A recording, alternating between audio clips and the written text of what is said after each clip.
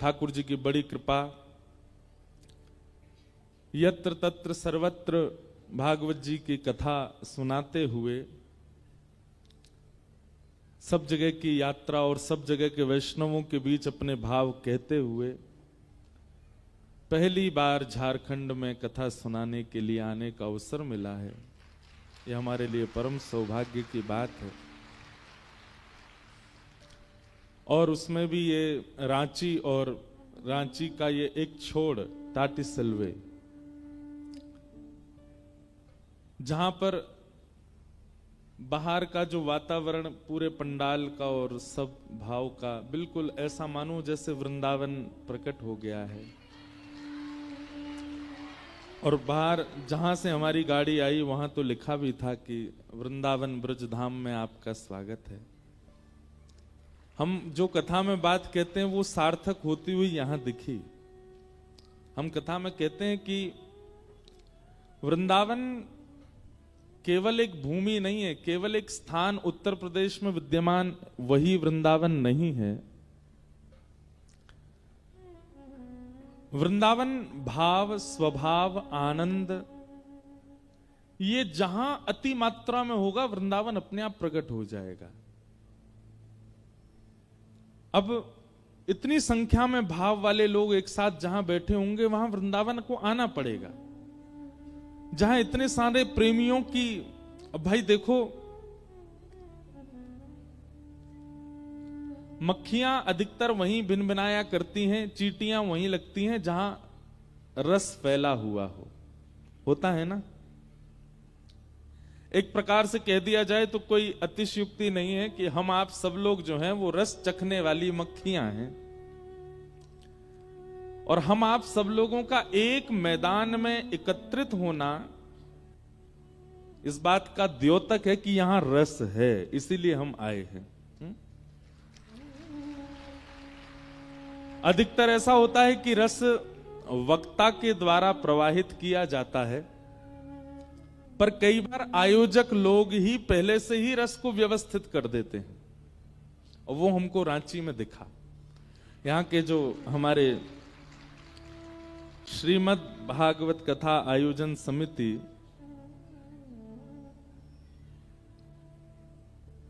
जिनके द्वारा ये सुंदर कथा का क्रम हो रहा है, हम पहले ही आपको स्पष्ट कर दें और जो लोग लाइव देख रहे हैं उनको भी स्पष्ट कर दें, ये पहली एकमात्र ऐसी समिति है जो रजिस्टर्ड नहीं है। नहीं तो अधिकतर क्या होता है कि समितियां सब रजिस्टर्ड होती हैं और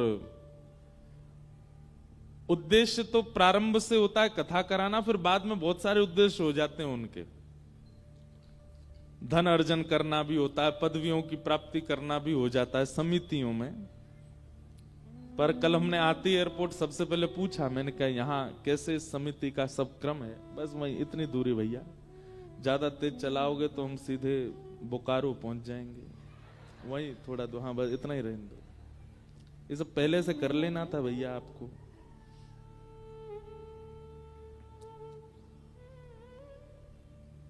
क्या बता रहा था मैं? हाँ, एक नंबर पर चलाइएगा।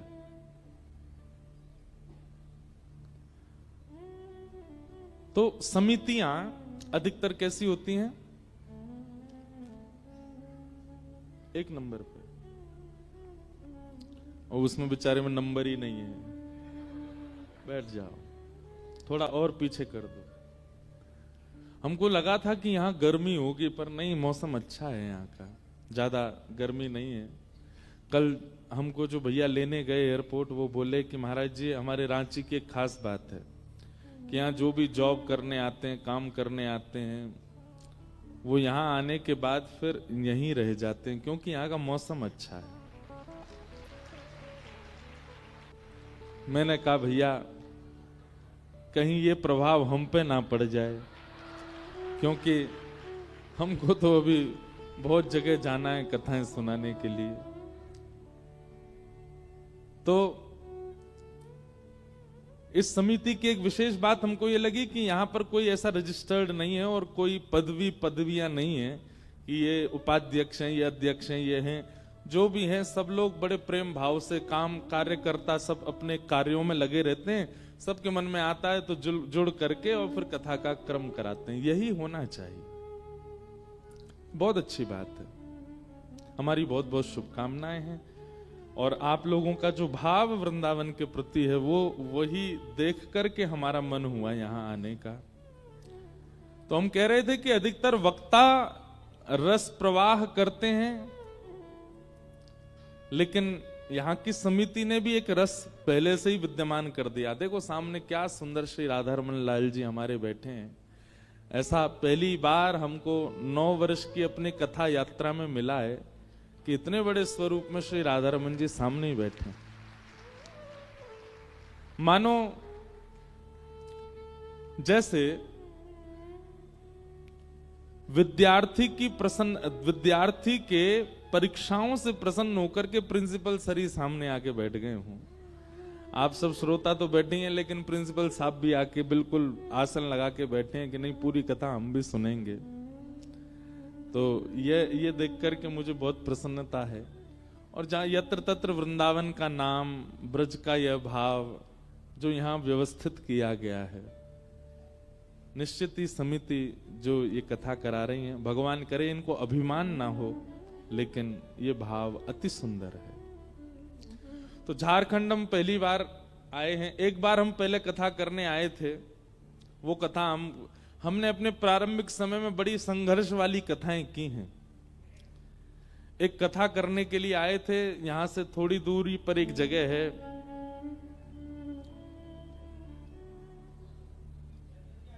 चंदन क्यारी, बोकारो के पास में। और हमारा जो स्थान रुकने का था वो था पुरुलिया बंगाल में रुके थे। और कथा करने के लिए चंदन क्यारी जाते थे। वो कथा हम भूल नहीं सकते। बहुत सुंदर कथा हुई थी। रात में होती थी कथा 7 बजे से 11 बजे तक। और हम पुरुलिया से जाते थे कथा करने। 1.5 घंटा लगता था। विश्राम दिन जिस दिन हमारी कथा पूरी हुई, तो हम कथा पूरी करके वापस पुरुलिया जा रहे थे। रास्ते में गुंडे पड़ गए पीछे। उनको लगा व्यास जी दक्षिणा लेके जा रहे होंगे। खूब महाराज पत्थर वत्थर फेंके हमारी गाड़ी पर। और ज्यादा पुरानी बात नहीं है, 4-5 साल पहले की बात है। और भाई हमारे ड्राइवर साहब से हमने हाथ जोड़े, मैंने के इकलौते हैं, अपनी मैया के दौड़ाओ गाड़ी। और थोड़ी दूर पर जब बंगाल बॉर्डर आ गया, बंगाल में प्रवेश करते ही वो लोग वापस लौट गए, नहीं तो उस दिन पता नहीं क्या होता। तो ऐसी ऐसी कथाएं हमने अपने जीवन में की हैं। उन सब का ही प्रभाव। देखिए एक बात बहुत याद रखिएगा, कोई बहुत संघर्ष नहीं किया है इसलिए हम कोई अपनी प्रशंसा नहीं कर रहे हैं, पर जीवन में आने वाले तनिक संघर्ष को भी व्यक्ति अगर ठुकराए ना, सह ले, तो उस संघर्ष का फल आगे चल के मीठा ही मिलता है, उसको आनंददायी लगता है। हमारे प्रति लोगों की कई बार ऐसी भावना रही कि ये एक व्यास जी के पुत्र हैं, इनके पिताजी भी श्रेष्ठतम व्यास हैं, तो इनको सब बहुत अच्छा ही बना बनाया मिल गया। लेकिन नहीं, हमारे पिताजी ने हमको बहुत संघर्ष करवाया। अगर कहीं अव्यवस्थित रूप से भी कथाओं का निमंत्रण होता था तो हमारे पिताजी आज्ञा करते थे, जाइए करके आइए। जरूरी नहीं है कि बहुत व्यवस्थाएं मिलें तो ही कथा करनी है, आपको जाना है कथा के। तो ऐसी भी कथाएं कई हमने की हैं कि जहां दूसरे तीसरे दिन हमारे मुख्य यजमान ही लापता हो गए, और कथा के विश्राम दिन टेंट का, हलवाई का, लाइट वाले का सबका बिल हम पे करके आए। आयोजक ही चले गए, पता ही नहीं चला कहां गए महाराज। तो ऐसी कथाएं भी जीवन में आई हैं। संस्कृत में एक शब्द है सहते, और सहते शब्द का अर्थ होता है सहना। और संस्कृत में जीतने को भी बोलते हैं सहते। मतलब अगर कोई व्यक्ति सह रहा है तो उसके लिए भी सहते शब्द का प्रयोग है, और कोई व्यक्ति जीत रहा है तो उसके लिए भी सहते शब्द का प्रयोग है। हमारे महाराष्ट्र के संत श्री विनोबा भावे कहते हैं, इसका अर्थ क्या है? जो सहेगा वही जीतेगा। जिसने जीवन में कभी सहा ना हो, और ये बात सब जगह लगेगी, चाहे वो आपके गृहस्थाश्रम में हो, चाहे वो आपके संन्यास आश्रम में हो, चाहे वो आपके भक्ति मार्ग में हो, चाहे वो आपके आईटी मार्ग में हो, चाहे आपके डॉक्टरेट मार्ग में हो, किसी भी मार्ग में अगर आप चल रहे हो, आपको सहना तो पड़ेगा। और अगर आपने नहीं सहा है, आप नहीं सहे हो, कुछ बहुत इजीली सब कुछ प्राप्त कर लिया है, तो आप कहीं ना कहीं आगे चल करके चूकोगे। थोड़ी बहुत चूक तो आपसे बनेगी, कभी ना कभी एक अपराध या गलती आपसे बन सकती है। इसलिए ठाकुर जी से यह भी प्रार्थना कीजिए कि नाथ, मैं जिस मार्ग में हूं उसमें पहले मुझको थोड़ा सहन करवाइए, ताकि आगे चल करके मुझसे दिक्कत ना बने।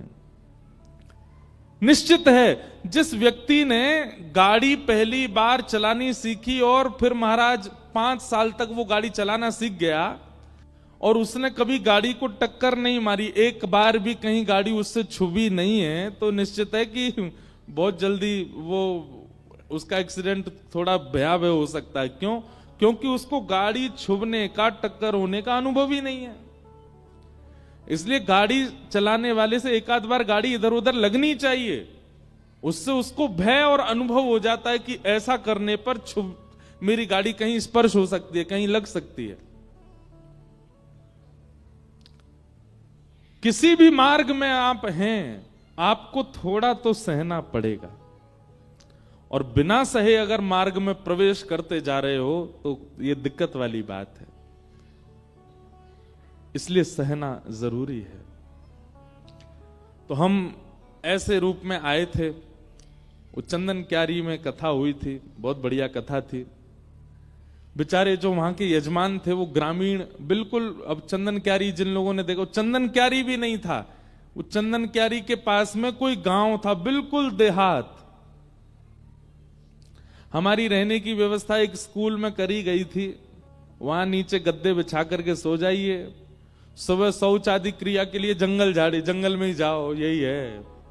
पास में कुआं था, वहीं से जल निकाल करके नहा लो।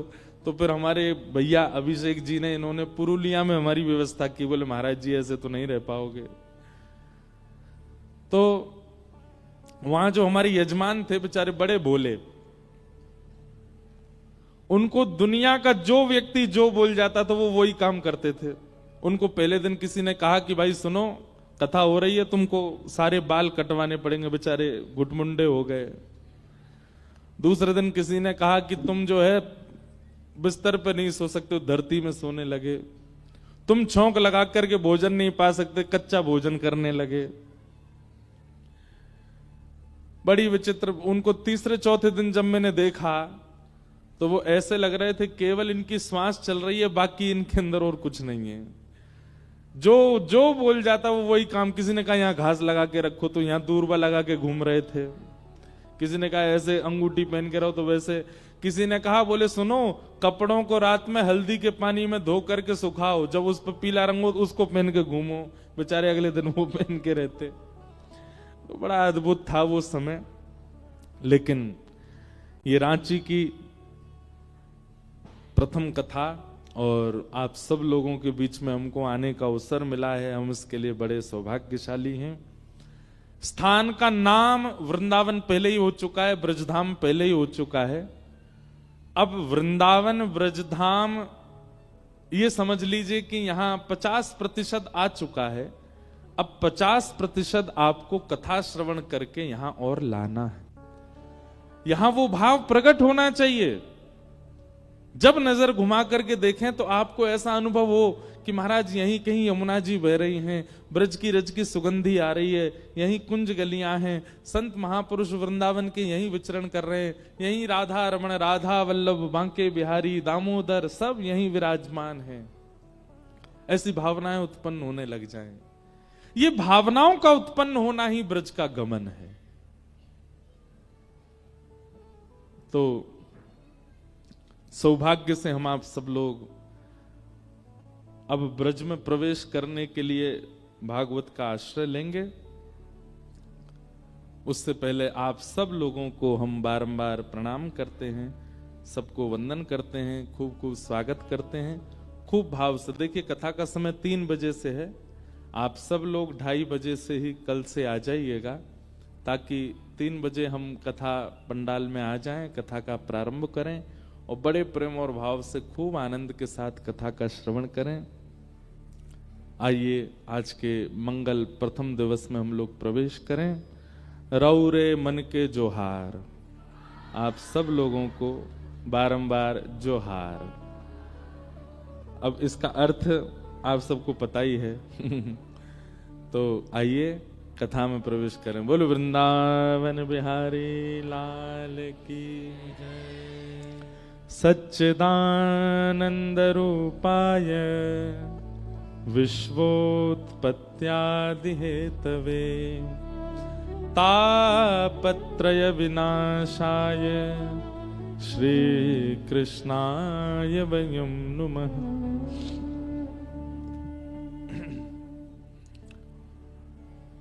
यहां पर जगह जगह कुछ लिखे हुए हैं, धूम्रपान निषेध है, अपने समय अपने सामान की रक्षा करें, कृपया मोबाइल को साइलेंट मोड, साइलेंट नहीं स्विच ऑफ ही रखो, उसको चलाना ही नहीं है। यहां पर आप एक चीज का पालन अगर पूर्ण रूप से कहेंगे तो आपका कथा में बहुत मन लगेगा, और वो ये है कि फोन मत चलाइएगा कथा में, जितना हो सके भाव से कथा श्रवण कीजिएगा, क्योंकि सबसे ज्यादा कथा से मन विचलित करने वाला ही मोबाइल फोन होता है।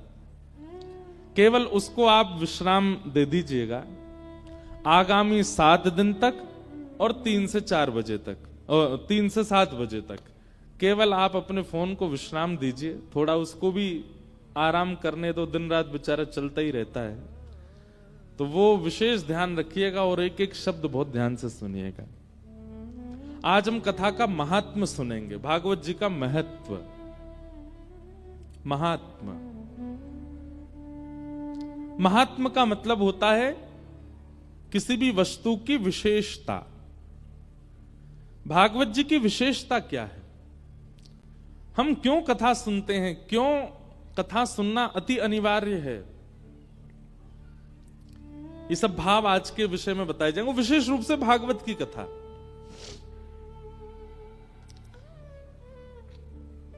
सच्चिदानंद रूपाय, भगवान के 3 रूप हैं, सत्य, चैतन्य और आनंद।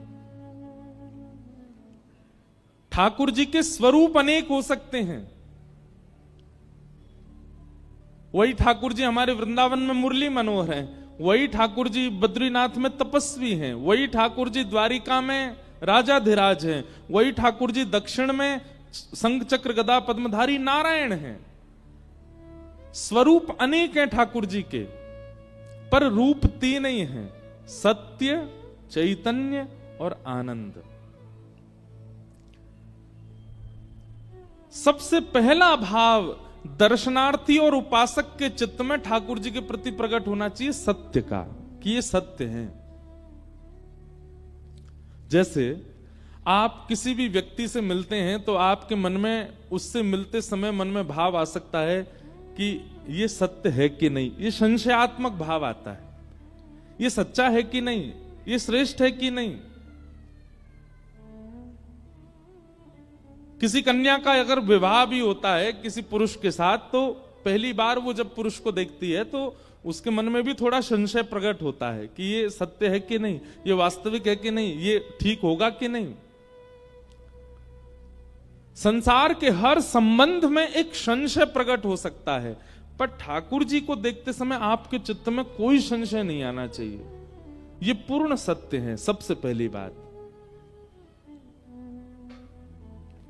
एक बात ध्यान रखिएगा, जब आप ठाकुर जी के प्रति पूर्ण सत्यता का भाव रखते हैं ना, और कोई बात फिर मन में प्रकट ही नहीं होती। आप श्री राधा रमन जी के सन्मुख गए और राधा रमन जी को देखते ही आपने मन में भाव रखा ये पूर्ण सत्य है, तो आप उनसे कुछ और मांगोगे नहीं, मांगा उससे जाता है जिसके प्रति संशय हो। जब आपने किसी को सत्य मान लिया तो संशय खत्म हो गया, और संशय खत्म होते ही फिर मांगा नहीं जाता है। और एक बात कहें, जब आप ठाकुर जी के प्रति पूर्ण सत्यता का भाव रखते हैं ना, और कोई बात फिर मन में प्रकट ही नहीं होती। आप श्री राधा रमन जी के सन्मुख गए और राधा रमन जी को देखते ही आपने मन में भाव रखा ये पूर्ण सत्य है, तो आप उनसे कुछ और मांगोगे नहीं, मांगा उससे जाता है जिसके प्रति संशय हो। जब आपने किसी को सत्य मान लिया तो संशय खत्म होते ही फिर मांगा नहीं जाता है। जिसके प्रति पूर्ण सत्यता का भाव होता, उससे मांगा नहीं जाता, उसको दिया जाता है। उससे मांगा नहीं जाता। पति के प्रति जब पत्नी का यह भाव आता है कि ये पूर्ण सत्य है, ये मेरा जीवन साथी है, ये मेरा सर्वस्व है, ये सत्य की भावना आती है, तो फिर पत्नी उसको देना प्रारंभ करती है, अपना पुण्य देना प्रारंभ करेगी, उसके लिए अपना समय देना प्रारंभ करेगी, अपना जीवन प्रदान करना प्रारंभ करेगी। आजकल वैवाहिक संबंधों में जो कलेश हो रहे हैं वो क्यों हो रहे हैं? कहीं ना कहीं पति पत्नी को, पत्नी पति को अपना पूर्णता नहीं दिखा पाते, इसलिए पत्नी को भी लगती इसके लिए मैं क्यों अपना जीवन बर्बाद करूं, इसको समय क्यों दूं, इसके लिए अपना जीवन ऐसा क्यों करूं, और वहीं से फिर वो खटास अलग कर देती है दोनों को। एक दूसरे के प्रति समर्पण आने लग जाता है कब? सत्य के बाद। जब पूर्ण रूपेण सत्य का दर्शन होने लग जाता है तो फिर समर्पण की भावना प्रकट होती है। ठीक वैसे ही ठाकुर जी के प्रति जब तक आपका पूर्ण सत्य भाव नहीं है, आप मांगोगे, लेकिन जैसे ही आपका ठाकुर जी के प्रति पूर्ण सत्य का भाव प्रकट होगा, आप मांगोगे नहीं, ठाकुर जी को दोगे।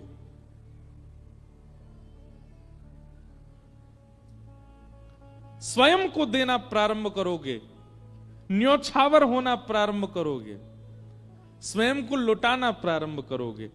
फिर क्या होगा? अपना ज्यादा से ज्यादा समय ठाकुर जी को, अपने देह की ज्यादा से ज्यादा स्थितियां ठाकुर जी को, देह से प्रकट होने वाले गुण ज्यादा से ज्यादा ठाकुर जी को। सत्य, तो ठाकुर जी को सत्य मानिए। आप सत्य मानेंगे तभी उनके प्रति पूर्ण समर्पण होगा। ठाकुर जी का दूसरा स्वरूप क्या है? चैतन्य। हमारे ठाकुर जी जड़ नहीं है, चैतन्य है। वो चैतन्य है। चैतन्य का मतलब क्या होता है? जैसे मैं चैतन्य हूं, मुझे थोड़ी गर्मी लगी तो पंखा लगा दिया गया। अगर मैं जड़ होता तो पंखा की आवश्यकता नहीं है। चैतन्य वस्तु को एटमॉस्फेयर भी एक्सेप्ट करना पड़ता है, लेकिन जड़ को कहीं भी पटक दो, कहीं भी रख दो, कहीं भी बैठा दो, उसको कोई एटमॉस्फेयर का कोई प्रभाव नहीं होता उसके ऊपर। हम कई बार ठाकुर जी को जड़ मान लेते हैं। हमारे अंदर कई बार ठाकुर जी के प्रति जड़ भावना आ जाती है, इसलिए हम उनको कहीं भी बैठा देते हैं, कहीं भी रख देते हैं। कभी भी कई लोगों के घर में विवाह आदि होता है तो ठाकुर जी को केवल ड्राई फ्रूट्स का भोग लगा देते हैं, ज्यादा कुछ पवाते नहीं। क्यों? हमारे मन में ये भावना आती है कि ये जड़ हैं। कई बार हम कईयों के घर जाते हैं तो ठाकुर जी हमारे साथ रहते हैं, तो जैसे ही हम उनके साथ में जाते हैं तो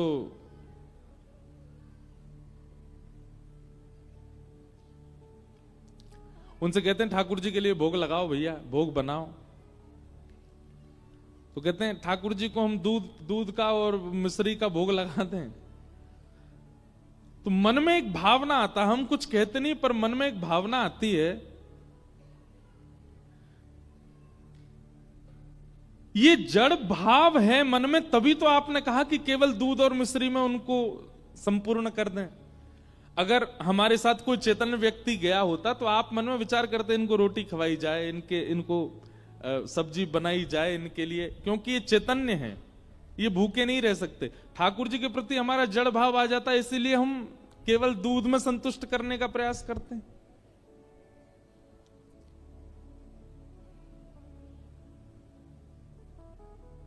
चैतन्य मानिए, वो साक्षात चैतन्य है, वो जड़ नहीं है। एक बार श्रीमद वल्लभाचार्य जी महाराज यमुना जी के तट पर बैठे थे और एक व्यक्ति उनको प्रणाम करने के लिए आया। तो प्रणाम करने से पहले महाप्रभु वल्लभाचार्य जी ने उसको इशारा किया कि जाओ पहले यमुना स्नान करो। तो यमुना स्नान करने से पहले उसने सोचा कि मेरे जो ठाकुर जी हैं इनको भी नवा दूं। अब उसने क्या, यमुना जी में स्नान करा के अपने ठाकुर जी को एक झोला में डाल करके और पेड़ पर टांग दिया। और महाप्रभु जी ने दूर से जैसे ही देखा पेड़ पर टांग दिया, ये देख करके उनको बिल्कुल अच्छा नहीं लगा। बोले इसका बेटा होता ये उनको उसको भी ऐसे टांग देता, इसकी पत्नी होती उसको भी ऐसे टांग देता। नहीं, उनके लिए बढ़िया व्यवस्था करता, बेटा को बैठा देता कहीं छाव में, आदि आदि कुछ करता। पर ठाकुर जी को झोला में लटका के पेड़ पर टांग दिया। अब वो यमुना स्नान करके जैसे ही महाप्रभु जी को प्रणाम करने आया तो महाप्रभु जी बोले तुम्हारे ठाकुर जी कहाँ हैं? बोले पेड़ पर टंगे हैं। बोले लेके आओ। तो महाप्रभु जी ने ऐसा किया कि उस पेड़ पे असंख्य झोलियां प्रकट हो गई और असंख्य झोलियों में असंख्य ठाकुर जी। अब जैसे ही वो गया तो एक जैसी झोली और एक जैसी झोलियों में अनेक अनेक ठाकुर जी। महाप्रभु जी बोले तुम्हारे ठाकुर जी कौन से, ढूंढो इनमें से। कितने साल से सेवा कर रहे हो? बोले 15-20 वर्ष हो गए। ढूंढो तुम्हारे ठाकुर जी कौन से हैं। अपने ठाकुर जी नहीं ढूंढ पाया। तब महाप्रभु जी ने क्रोधित होकर के कहा, बोले किस भाव से सेवा करते हो तुम? 15-20 वर्ष में तुम ये नहीं पहचान पाए तुम्हारे ठाकुर जी कौन से हैं?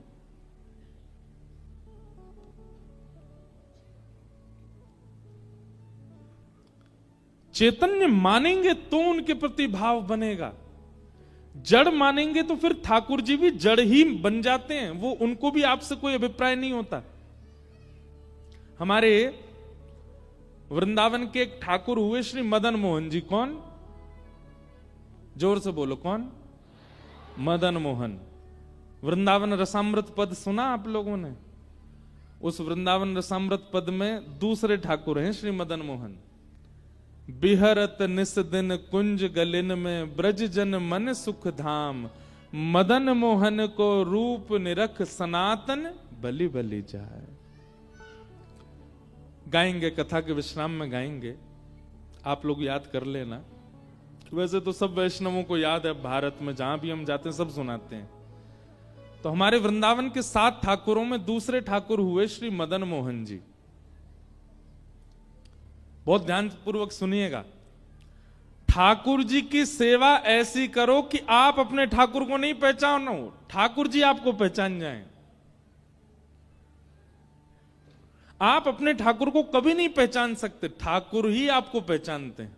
और वो तभी पहचानेंगे जब आप उनके प्रति चैतन्य भाव रखोगे। उनको धातु का नहीं मानो, उनको मार्बल का नहीं मानो, उनको किसी अन्य धातु का मत समझिए कभी भी। तो श्री मदन मोहन जी की ऐसी कथा आती है कि मदन मोहन जी जयपुर में विराजते थे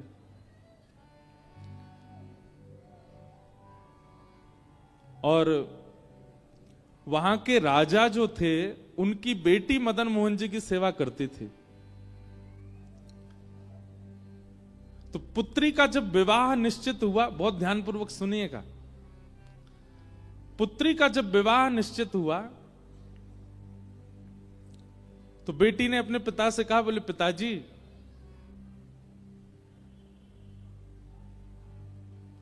आप कुछ मत दीजिए, लेकिन मेरे विवाह में मदन मोहन जी को मुझे दे दीजिए, मैं अपने संग ले जाऊं इनको। तो पिता थोड़े से व्याकुल हो गए, बोले बिटिया तू कुछ भी मांग ले, मदन मोहन जी को मत लेके जा। बेटी ने कहा, बोले कि और कुछ नहीं चाहिए, केवल मदन मोहन जी चाहिए, मैंने इनकी बड़ी सेवा की बचपन से, आप केवल इनको मुझे दे दीजिए। तो पिता और पुत्री दोनों ही सेवा के इतने लोभी थे। देखो, लोभ संसार में हो तो बुरा, सेवाओं में तो बुरा नहीं। मैं तो कथाओं में कहा करता हूं कि जितने भी अवगुण है ना, वो अवगुण बुरे कब बन जाते हैं? जब वो संसार में होते हैं। क्रोध बुरा कब? जब संसार में। अगर ठाकुर जी के प्रति कभी कभी मीठा क्रोध हो तो बुरा नहीं होता। लोभ बुरा कब है? जब संसार में। लेकिन वही लोभ भक्ति में हो, कथा में हो, नाम जप में हो तो बुरा नहीं है।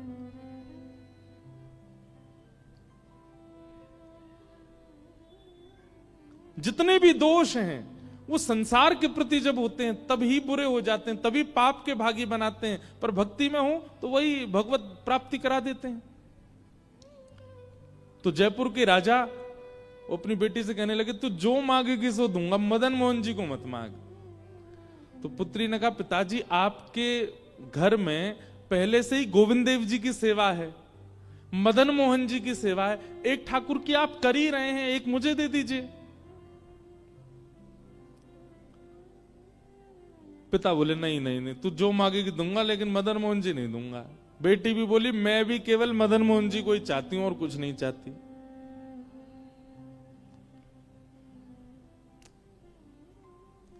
पिता ने कहा चल ठीक है, एक काम करते हैं। बोले क्या?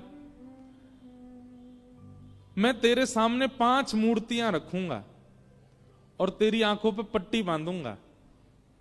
अगर स्पर्श करके तूने बता दिया कि मदन मोहन जी कौन से, तो मदन मोहन जी को तू ले जाइयो। और स्पर्श करके भी अगर तू नहीं बता पाई तो फिर मदन मोहन जी मेरे पास ही रहेंगे। लेकिन उस पुत्री को पूरा भरोसा था कि मैं पहचान जाऊंगी मदन मोहन जी कौन से। राजा ने 5 स्वरूप तैयार करवाए, एक जैसी कदकाठी, एक जैसा इत्र, एक जैसी पोशाक, एक जैसी माला, एक जैसी पगड़ी, एक जैसे अलंकार, एक जैसी वंशी, बिल्कुल सब कुछ एक जैसा। कोई व्यक्ति पहचान ही नहीं पाएगा कि इनमें मदन मोहन जी कौन से। 5 एक जैसे। और पुत्री से कहा बेटी 5 स्वरूप तैयार हो गए, सुबह अब तुम्हारी परीक्षा होगी। अगर तुमने पहचान लिया तो मैं तुम्हें वचन देता हूं कि तुम्हारे दहेज में मदन मोहन जी जाएंगे। रात भर पुत्री बेचारी बड़ी परेशान, बोले कि कहीं मैं हार ना जाऊं, कहीं मैं चूक ना जाऊं, कहीं ऐसा ना हो कि मदन मोहन जी रह जाएं। रात भर प्रार्थना करती रही तो मदन मोहन जी उसके स्वप्न में आ गए और स्वप्न में आकर के बोले काय को चिंता कर रही है? बोले मैं ये चिंता कर रही हूं कि ये 5 पिताजी ने एक जैसे बनवाए, मैं कैसे पहचानूंगी आप कौन से हो? मदन मोहन जी बोले तू बिल्कुल चिंता मत कर, स्वप्न में बोल रहे हैं उसको। मदन मोहन जी बोले तू जब 5 का स्वरूप देख रही हो, सब लोग इधर देखो, और विशेष रूप से आगे वालों से हमारी बहुत विनती है, बहुत सावधानी से सुनो। पीछे वाले बिल्कुल सावधानी से बैठे, आगे वाले भी बैठो। तो मदन मोहन जी स्वप्न में बोले एक काम कर। बोले क्या? कल जब 5 को तू देखे ना, तो मुख देखने के बाद, वक्ष देखने के बाद, चरण देखने के बाद, जो ऐसे भुजा होती है ना वंशी बजाने वाली, त्रिभंग ललित स्वरूप है, उन भुजाओं के ऊपर हाथ फेरियो। और बोले देखते देखते जिस स्वरूप की उंगली खड़ी हो जाए समझ जाना वही मैं हूं। और तू पिता को बता दियो कि ये रहे मदन मोहन जी। ठाकुर जी ने क्या कहा? जिस स्वरूप की उंगली ऐसे खड़ी हो जाए तेरे स्पर्श से, तू बस पकड़ करके बोल दो पिताजी यही मदन मोहन, वो मैं ही हूंगा। अब देखो इस कथा में क्या है कि भक्त ठाकुर जी को नहीं पहचान रहा है, ठाकुर जी भक्त को पहचानेंगे। ठाकुर जी भक्त के पास रहना चाहते हैं। सोचो, विचार करो कि उस राजा की पुत्री की भक्ति कैसे होगी कि ठाकुर जी अपने जड़ स्वरूप में उंगली खड़ी कर देंगे। इसका मतलब क्या है? ठाकुर जी जड़ हैं नहीं, ठाकुर जी चेतन्य ही है। ये तो हमारी भक्ति की न्यूनता, हमारी भक्ति स्वभाव की सूक्ष्मता है कि हमको उनमें जड़ का अनुभव होता है, हमको उनमें जड़त्व का अनुभव होता है।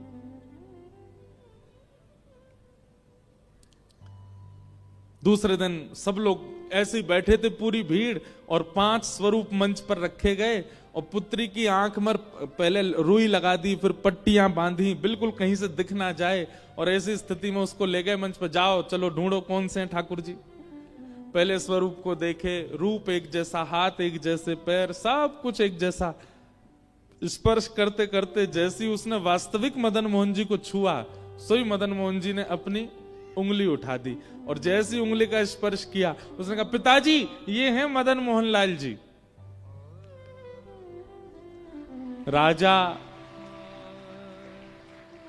राजा ने मदन मोहन जी को प्रणाम नहीं किया, अपनी पुत्री को प्रणाम किया। बोले बेटी तूने नहीं पहचाना है, उन्होंने पहचाना है तुझे। तेरा स्पर्श होते ही मैंने देख लिया था कि उन्होंने अपनी उंगली हिलाई थी, अपनी उंगली खड़ी की थी। इसका मतलब तू नहीं ले जाना चाहती है उनको, वो जाना चाहते हैं तेरे साथ में। तू ले जाना चाहती तो मैं नहीं देता, लेकिन वो जाना चाहते हैं इसलिए मैं नहीं रोकूंगा।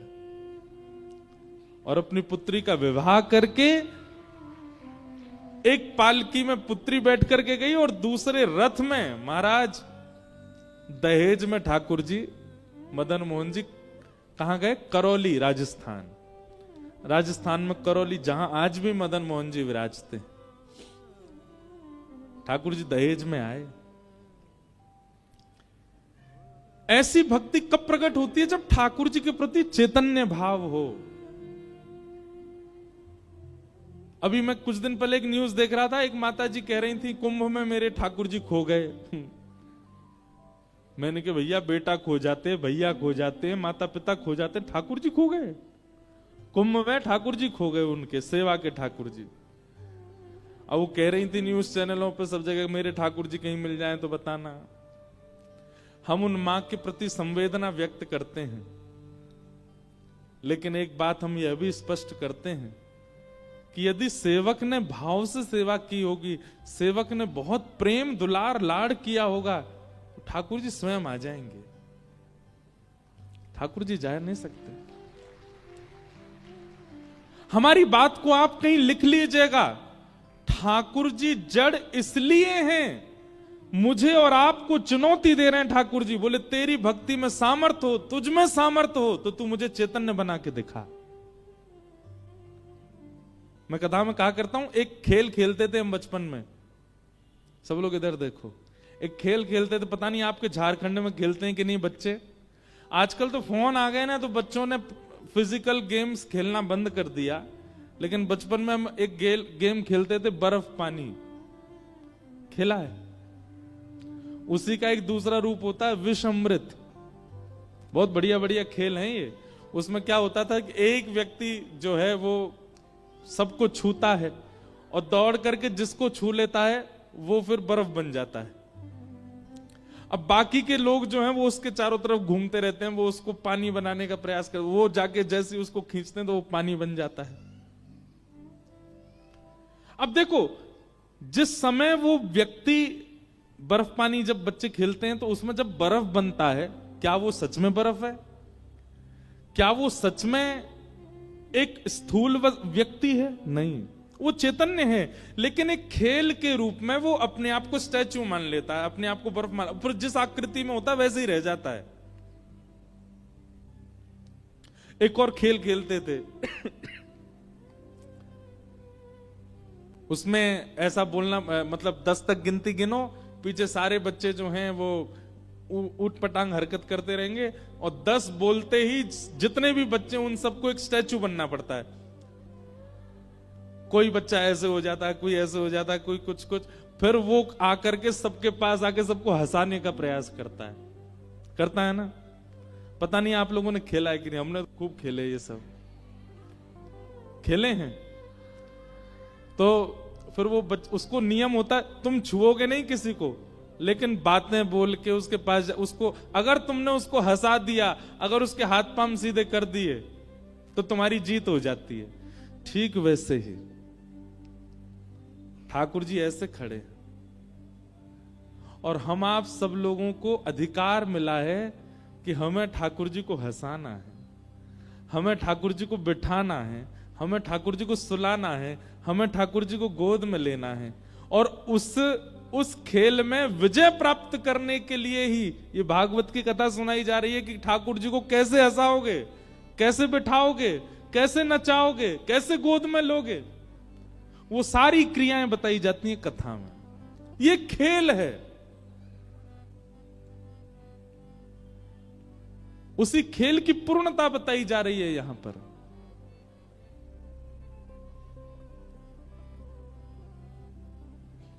और अगर बालक उस खेल में उन मूर्ति बने हुए बालकों को नहीं हंसा पाता, नहीं हिला पाता, तो उसकी हार हो जाती है।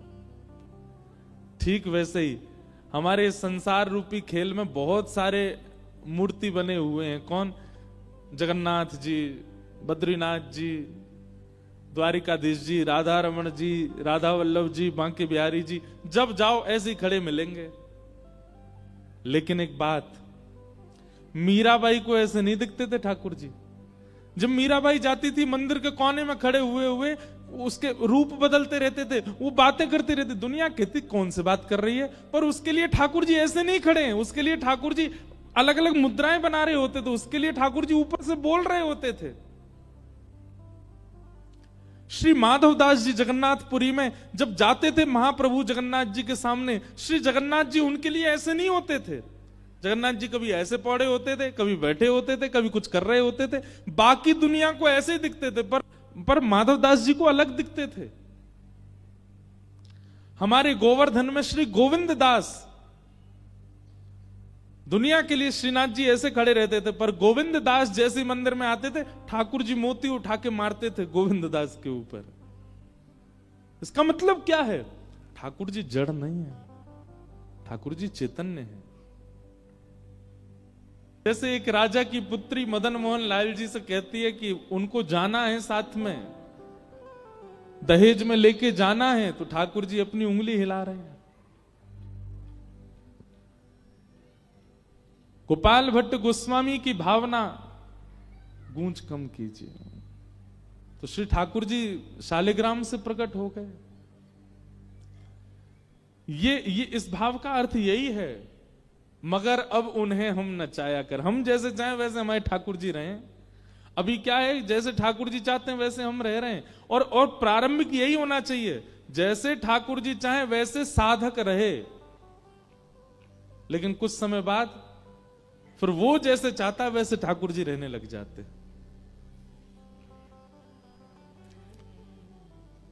राम कथा में एक प्रसंग आता है केवट का, और केवट प्रसंग में एक भाव आता है कि जब केवट राम जी को नाव में बैठा लेता है, तो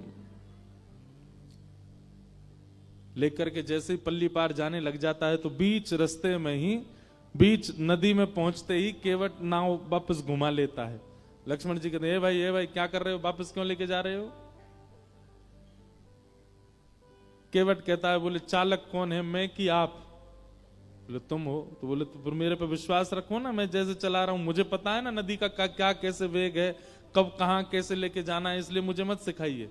वापस लेके जाने लगा, फिर घुमा करके फिर छोड़ पर पहुंचाने लगा, फिर जैसे ही छोड़ आने वाला होता था तुरंत घुमा लेता था। सीता जी भी थोड़ी सी परेशान तो हो गई, लक्ष्मण जी तो नाराज ही हो गए, लेकिन 2-4 बार में जैसे ही बार बार घुमा लाता, नहीं छोड़ता पल्ली पार, तो अब की बार राम जी बोले, ए भाई ये क्या कर रहे हो तुम, इतनी देर हो गई, तुम क्यों बीच में हमको घुमा रहे हो, छोड़ दो ना पल्ली पार। केवट कहता, बस 3-4 बार में थक गए आप, और आप जो हमको 84 लाख बार नचाते रहते हो सब जगह, उसका क्या? कभी हमको कुछ बनाते हो, कभी कुछ बनाते हो, कभी बस इतने में ही हो गया, 4 बार में ही पसीना आ गया आपको। कभी मछली बनाते हो, कभी कुकर बनाते हो, कभी सूकर बनाते हो, कभी बिल्ली बना देते हो, कभी छिपकली बनाते हो, ना जाने कैसी कैसी योनियों में हमको नचाते रहते हो। हमने 4 बार बीच भंवर में क्या घुमा दिया, पसीना छूट गए आपके। उन्होंने नचाए हैं ब्रह्मांड सारे, मगर अब उन्हें हम नचाया करेंगे। कन्हैया कन्हैया पुकारा करेंगे, लताओं में ब्रज की गुजारा। एक बार 6-7 साल पहले हमारी कथा हुई नेपाल में, काठमांडू में। तो वहां पे एक भक्त हमको मिले, तो कुशा होती है ना, कुशा का एक ऐसा छोटा सा एक बना हुआ था पात्र, और ऊपर से भी कुशा के पात्र से ही वो ढका हुआ था। तो वो लाए, बोले महाराज जी मेरे गोपाल जी के दर्शन करो। तो मैंने वो हटाया, तो उसके भीतर छोटे से गोपाल जी, और उनके अंदर मैंने एक अद्भुतता देखी, छोटे से लड्डू गोपाल, और उनके पाम में एक धागा बंधा था, और उस धागे से गैया बंध रही थी छोटी सी। मैंने की भैया भगत जी इधर आओ। मैंने ये क्या है, तुमने एक तो कुशा के सूखी घास के पात्र में तुमने ठाकुर जी धर रखे हैं, ऊपर से मैं तुमने पाम से गैया क्यों बांध रखी है? तो उनके नेत्र सजल हो गए, बोले महाराज जी हम ज्यादा धनवान नहीं हैं, हमारी स्थिति ऐसी है कि हमको कोई कुछ दे देता है तो हम पा लेते हैं। हमारे मन में ऐसा भाव आया कि हमारी स्थिति तो ऐसी कि 4-4 दिन तक भी कई बार भूखा रहना पड़ता है, पर ठाकुर जी से हमारा बहुत प्रेम है, ठाकुर जी की हम बहुत सेवा करते हैं, पर इनको राग भोग श्रृंगार 3 चीजें प्रिय, हम इनका भोग नहीं लगा पाते। इसलिए हमने भावना रखी है, एक छोटी सी गैया हमको किसी ने दे दी तो वो गैया हमने भीतर छोड़ रखी है, और हमने लाल जी से कह रखा है जब जब आपका मन हुआ करे तब आप इनका जो है दूध पी लिया कीजिए, और हमें छोड़ के मत जाइएगा, भले ही चाहे गैया के दूध से ही पेट भर लो, हमें छोड़ के मत जाना कभी। और वो क्या बोले पता है, आपको सुन के आश्चर्य होगा, बोले महाराज जी ठाकुर जी के लिए भोग तो मैं रोज नहीं लगा पाता, पर रोज थोड़ी बहुत घास तोड़ करके गैया के सामने डाल देता हूं भीतर। मैंने क्यों? बोले गैया पालेगी तो दूध बनेगा, ठाकुर जी दूध पी लिया करेंगे। मैंने कहा भैया तेरी भावना।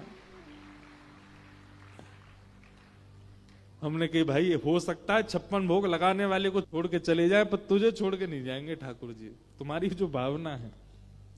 ने एक सी धातु की गैया को घास खिलाते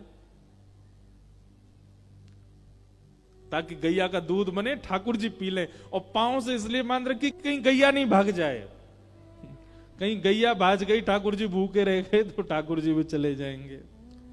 भाव के वश में है भगवान, भाव के वश में है भगवान। ठाकुर जी व्यवस्था से नहीं आते, ठाकुर जी आपके धन से नहीं आते, ठाकुर जी आपके रूप से नहीं आते, ठाकुर जी आपकी सुंदरता से नहीं आते, ठाकुर जी तो केवल आपके भाव से आएंगे, रुकेंगे। तो अब मेरे पीछे जो स्वरूप है ठाकुर जी का, गोपाल जी, अभी ये कैसे हैं?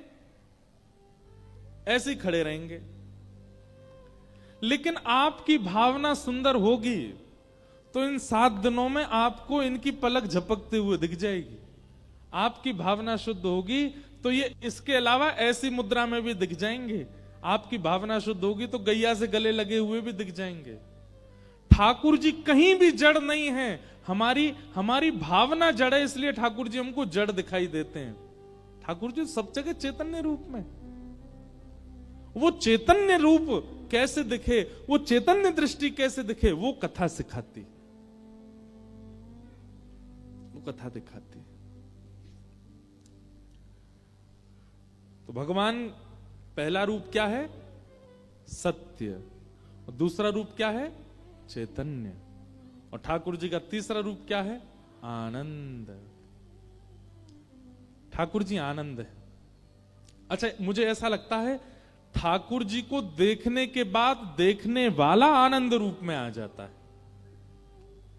अगर कोई व्यक्ति अति आनंद में दिखाई दे रहा हो, समझ जाइयो या को ठाकुर जी मिल गए हैं, यही हमारे इतना आनंद में है।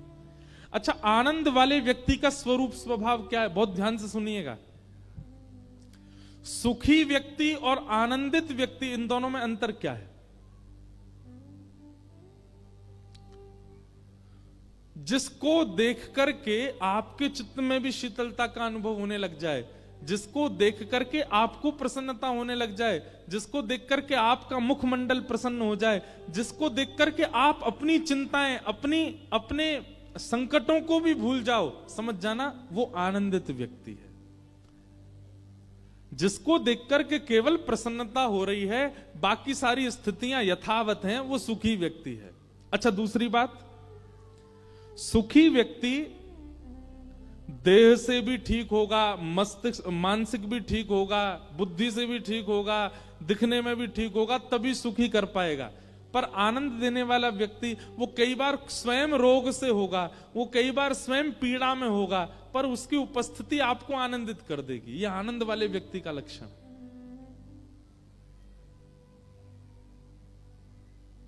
हमारे वृंदावन के पूज्य श्री प्रेमानंद जी महाराज, वो स्वयं देह से कई बार उतने उचित नहीं हैं, उतनी अच्छी अवस्था में नहीं है, पर उनको देख के लाखों आनंदित हो जाते हैं, करोड़ों आनंदित हो जाते हैं।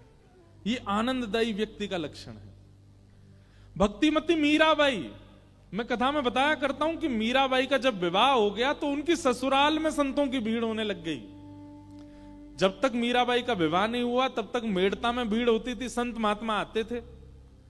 और विवाह होने के बाद जब मीराबाई मेवाड़ चली गई तो मेवाड़ में संतों की भीड़ होने लगी। एक दिन मीराबाई के पतिदेव ने जाकर के सब संतों से पूछा, आप लोग मीरा को देखने क्यों आते हो? उसका रूप सुंदर है इसलिए, या वो वस्त्र बहुत अच्छी पहनती हैं इसलिए?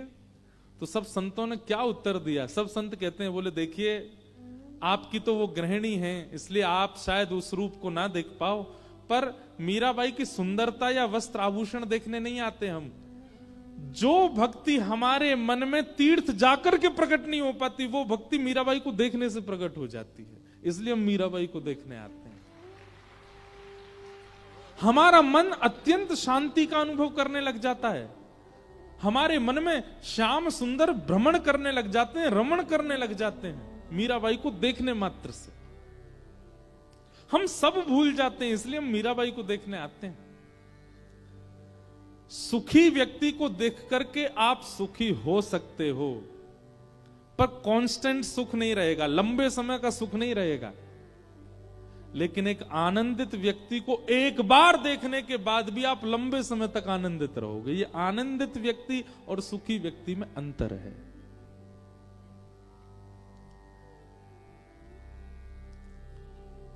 दूसरी बात, सुखी और आनंदित व्यक्ति में और अंतर क्या है? अभी ठाकुर जी की बात नहीं हो रही, केवल भक्तों की बात हो रही है। सुखी व्यक्ति के आप जितने समीप जाते जाओगे उतने उसके दुर्गुण दिखते चले जाएंगे, पर आनंदित व्यक्ति के आप जितने समीप जाते जाओगे उतने खो जाओगे, उतने और ज्यादा डूबते चले जाओगे। ये सुखी और आनंदित व्यक्ति का लक्षण। तीसरी बात, सुखी व्यक्ति संसार की व्यवस्थाओं में घिरा हुआ होगा और संसार से ही आपको सुखी कर रहा होगा। जैसे कि कोई एक्टर, जैसे कि कोई गायक, जैसे कि कोई इन्फ्लुएंसर, वो जब तक संसारी साधन उसके पास नहीं होगा वो आपको सुखी नहीं कर पाएगा। एक्टर के पास मेकअप नहीं हो, बिना मेकअप के मंच पे आ जाए सब भाग जाएंगे, कोई नहीं देखेगा उसको। ऐसे ही कोई इन्फ्लुएंसर, उसके पास में अगर संसारी कैमरा नहीं है, वो नहीं है, जो भी होते हैं उनके पास में वो सब नहीं है, तो वो आपको सुखी नहीं कर पाएगा। पर आनंदित व्यक्ति पेड़ की छांव के नीचे बैठेगा, आपको भी बैठा लेगा, आपको वहीं आनंदित कर देगा। उसको संसारी व्यवस्थाओं की आवश्यकता नहीं। सुखी और आनंद।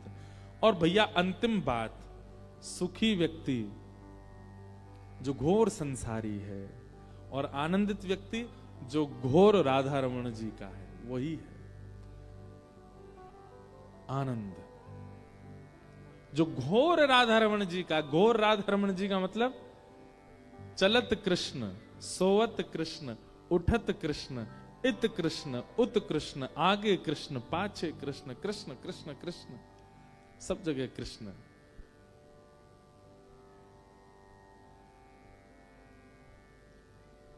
आनंद। तो भगवान का तीसरा रूप क्या है? आनंद।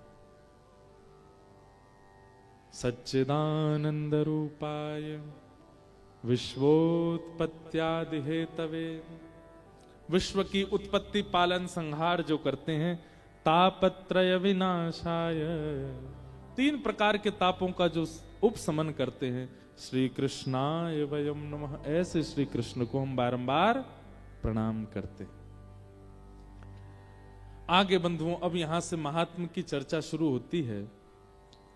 नैमिषारण्य क्षेत्र में 88,000 सौनकादि ऋषि बैठे थे, बहुत ध्यान से सुनिएगा। और उन 88,000 सौनकादि ऋषियों ने मानव कल्याण के लिए यज्ञ करना प्रारंभ किया, लेकिन उस यज्ञ से कोई लाभ नहीं मिला। तब वहां पर सूत जी का आगमन हुआ और 88,000 सौनकादि ऋषियों ने सूत जी महाराज से पूछा कि मानव कल्याण कैसे होगा, कृपा कर हमें इसका साधन बताओ। तब सूत जी महाराज ने भागवत जी की महिमा कही बोले भैया मानव कल्याण भागवत जी से हो सकता है। तब 88,000 सौनकादि ऋषियों ने कहा महाराज ये भागवत जी क्या है, और ऐसा इन भागवत जी में क्या है जो अन्य साधनों में नहीं है, कृपा कर इन भागवत जी की महिमा हमको बताओ। तब सूत जी महाराज भागवत जी की महिमा बताते हैं। एक बार की बात है, नारद जी महाराज पृथ्वी पर आए। क्यों आए? क्योंकि पृथ्वी की बड़ी प्रशंसा होती है देवलोकों में। देवता आपस में बहुत प्रशंसा करते हैं पृथ्वी की। अरे भैया पृथ्वी बहुत अच्छी। क्यों? अरे वहां पर वृंदावन नाम का एक धाम है, वहां पर यमुना जैसी नदी बहती है, यहां पर कुंभ लगता है, सब लोग प्रयाग संगम स्नान करते हैं। पृथ्वी बहुत अच्छी है। क्यों? यहां बद्रीनाथ है, यहां जगन्नाथ है, यहां द्वारिकानाथ है। पृथ्वी बहुत अच्छी है। क्यों? यहां पर दिव्य दिव्य संत कथाएं होती रहती हैं, सत्संग होता है, संकीर्तन होता है। ये सब स्वर्ग में नहीं होता, इसलिए देवताओं को पृथ्वी बहुत अच्छी लगती है। एक दिन नारद जी ने विचार किया पृथ्वी इतनी अच्छी है, चलो मैं दर्शन करके आता हूं। लेकिन पृथ्वी पर आते ही नारद जी महाराज को क्या दिखा कि अहम तो पृथ्वीं यातो ज्ञात्वा सर्वोत्तमामिति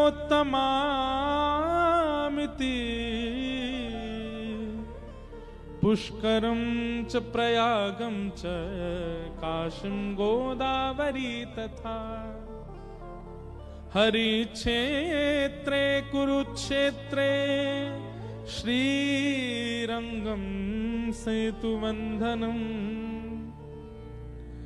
एवमादिषु तीर्थेषु ब्रह्माण्डयतस्ततः।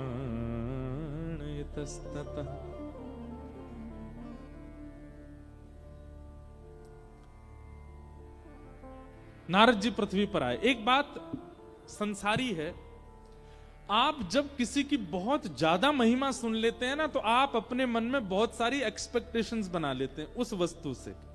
जैसे हमको मान लो किसी ने कहा महाराज जी रांची की कचौड़ी बहुत अच्छी। अब यहां मिलता क्या वो तो हमें अभी नहीं पता। किसी ने हमसे कहा मान लीजिए रांची की कचौड़ी बहुत बढ़िया है। अब वो जब मिलता तब हमको यही कहता उसकी आलू की सब्जी ऐसी, उसमें हींग ऐसा पड़ा होता महाराज, मिर्च ऐसी होती है कि पूरा जो है शरीर झन्ना जाए, और महाराज कचौड़ी ऐसी देसी घी में बनी। अब वो इतनी प्रशंसा कर चुका है कि मेरे मन में एक उम्मीद जग चुकी है उस वस्तु के प्रति, बहुत अतीत में।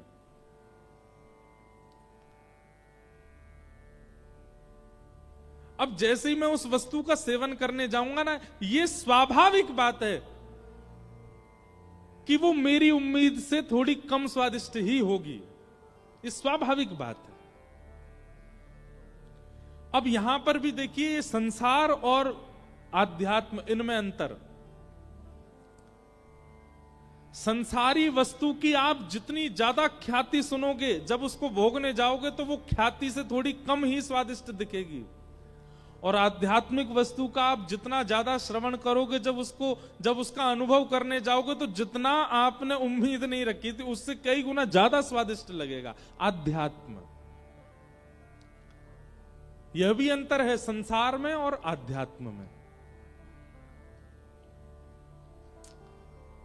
हमने वृंदावन का यश गाया, वृंदावन ऐसा, वृंदावन ऐसा, वृंदावन के ब्रजवासी ऐसे, वृंदावन के बंदर ऐसे, वृंदावन की यमुना जी ऐसी, वृंदावन के संत ऐसे।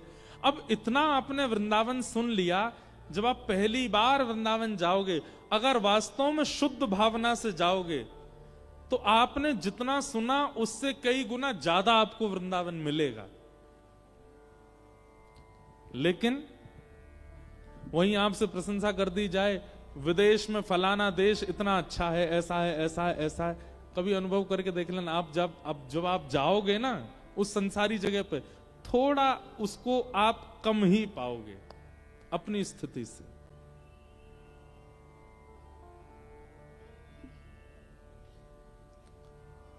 संसारी वस्तु और आध्यात्मिक वस्तु में यही अंतर है। अब नारद जी आए थे संसार देखने, यहां आकर के देखा कि महाराज यहां तो सब कुछ बिल्कुल जैसा सुना वैसा कुछ भी है ही नहीं। कि सत्यम नास्ति तपः शौचम दया दानम न विद्यते पाखंड निरता संतो विरक्ता सपरिग्रह। इसीलिए कहते हैं ज्यादा किसी से उम्मीद मत रखिए। जो नए नए यहां पर लड़का लड़की बैठे हैं, बहुत ध्यान से सुनना। अगर आपका ब्याह होने वाला है तो अपने होने वाले जो पतिदेव हैं या पत्नी जी हैं, उनकी ज्यादा प्रशंसा मत सुन लेना पहले, क्योंकि आप बहुत ज्यादा सुन लोगे। कई होते हैं ना, उनको बड़ी बहुत ही रहता है कि हमारा ब्याह किससे हो रहा है, उसके बारे में जांच पूरी करो, इससे पूछो, उससे पूछो, उससे पूछो, उससे पूछो। अब इतना ज्यादा पूछ के फिर आप उम्मीद इतनी बना लोगे, सामने वाला व्यक्ति जब समीप आएगा, विवाह होगा, संग रहने लगोगे, तो आपकी उम्मीद खट्टी हो जाएगी। इसलिए संसार के संबंधों में उम्मीद कम ही रखिए, थोड़ा कम ही उसके बारे में सुनिए, उससे संबंध अच्छा रहेगा। तो नारद जी महाराज आए तो आकर के देखा महाराज पृथ्वी पर तो सब कुछ विपरीत है। भागवत जी में बहुत सुंदर वर्णन, सत्यम नास्ति, यहां के लोग सत्य नहीं बोलते। हमारी माने तो आप 1 महीना पहले दिन से लेकर के और 30 तारीख तक अपने आप से अनुभव कीजिए कि आप कितनी बार सत्य बोलते हैं। अच्छा, सत्य का मत कीजिए, एक काम कीजिए, काउंटर ले लीजिए, एक मशीन आती है, मशीन रखिए और वो मशीन अपने पास रख के आप जब जब असत्य बोलते हैं तब तब उसका बटन दबाइए। पूरी सावधानी से, नाटक नहीं करना है, जिम्मेवारी से। और 30 तारीख को उस मशीन को देखिएगा आप, तब तक देखना नहीं आंकड़ा कितना पहुंचा। आप स्वाभाविक महीने में जितना झूठ बोलते हैं, स्वाभाविक से 50% कम बोलेंगे, क्योंकि एक मशीन है ना आपके पास। आप जब भी झूठ बोलने जा रहे होगे, आपको संकेत होगा मुझे मशीन में काउंट करना पड़ेगा, तो झूठ नहीं बोलोगे। लेकिन उसके बाद भी आप आंकड़े देख करके हैरान हो जाओगे कि मैंने 1 महीने में इतना झूठ बोला है। हमारा स्वभाव बन चुका है असत्य। एक दिन भी बिना असत्य बोले हमारा नहीं निकलता, चाहे मजाक में ही सही हम बोलते हैं। सत्यम नास्ति। फिर आगे लिखा है तपह नास्ति, भजन नहीं करते हम लोग, खाना पूर्ति करते हैं। तपह नास्ति। शौचम नास्ति, शौच कहते हैं पवित्रता को, पवित्रता भी नहीं है हमारे मन में। हम केवल तन साफ बनाते हैं पर अंदर पूरी गंदगी भरी पड़ी है। कहने का अभिप्राय, बाहर से गाड़ी धो दी पर अंदर उसमें सब मट्टी भी भरी पड़ी है, खाने पीने की सामग्रियां भी पड़ी हैं, दुर्गंध भी आ रही है।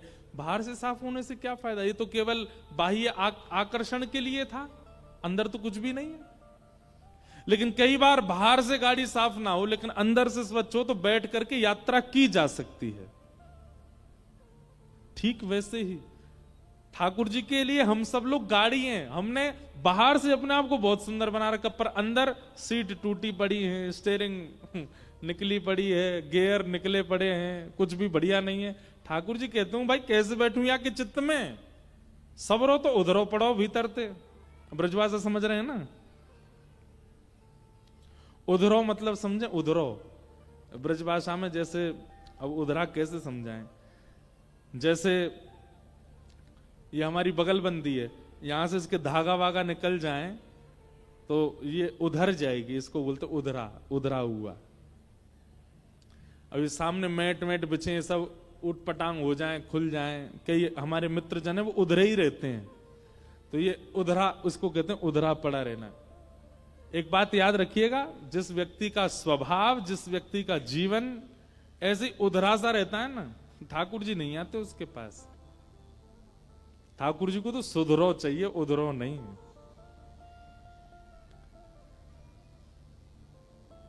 तो ठाकुर जी बाहर से देखते हैं क्या बढ़िया महाराज, सुंदर जो है, क्या है वो, क्या लगा रखा है, बोरो प्लस लगा रखी है, जे लगा रखा है, बाहर से तो बढ़िया डिओड्रेंट परफ्यूम महक रहा है, बिल्कुल चटकदार कपड़े पहन रखे हैं, लेकिन भीतर शौचम नास्ति, पवित्र नहीं है।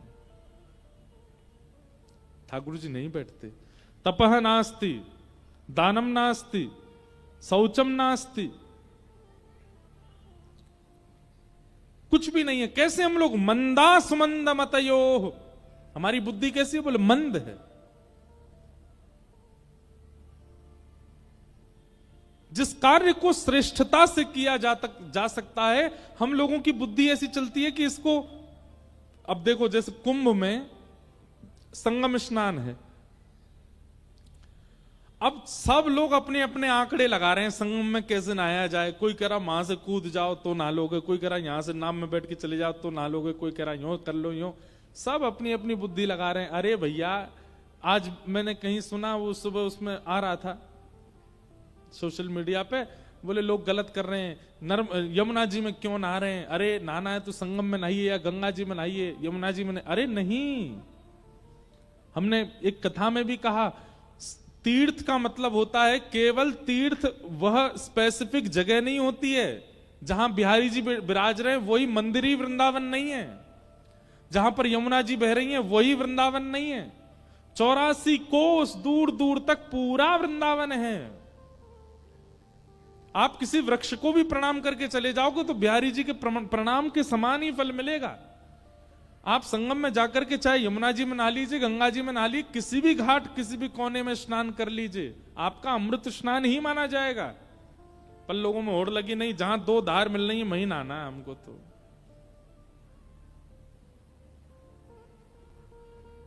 मति विकसित कीजिए थोड़ी, और मति विकसित होती है सत्संग से। जो व्यक्ति सत्संग नहीं करता उसकी मति जड़ित होती चली जाती है, जिसको हम कहते हैं ब्रॉड माइंडेड, बहुत बहुत उच्च विचार वाला, बहुत खुली सोच वाला, वो आध्यात्मिक व्यक्ति होता है, संसारी नहीं।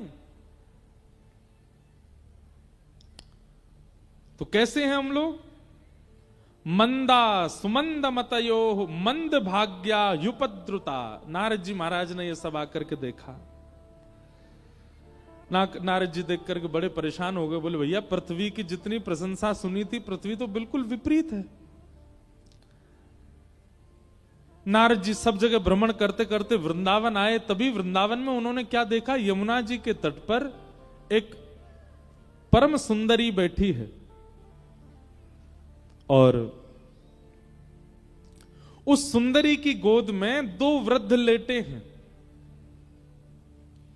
एक युवती की गोद में वृद्धों का लेटा हुआ देखना ये कोई उचित तो नहीं। नारद जी महाराज ने तुरंत जिज्ञासा प्रकट करते हुए पूछा, हे देवी आप कौन हो और आपकी गोद में दो वृद्ध कौन है?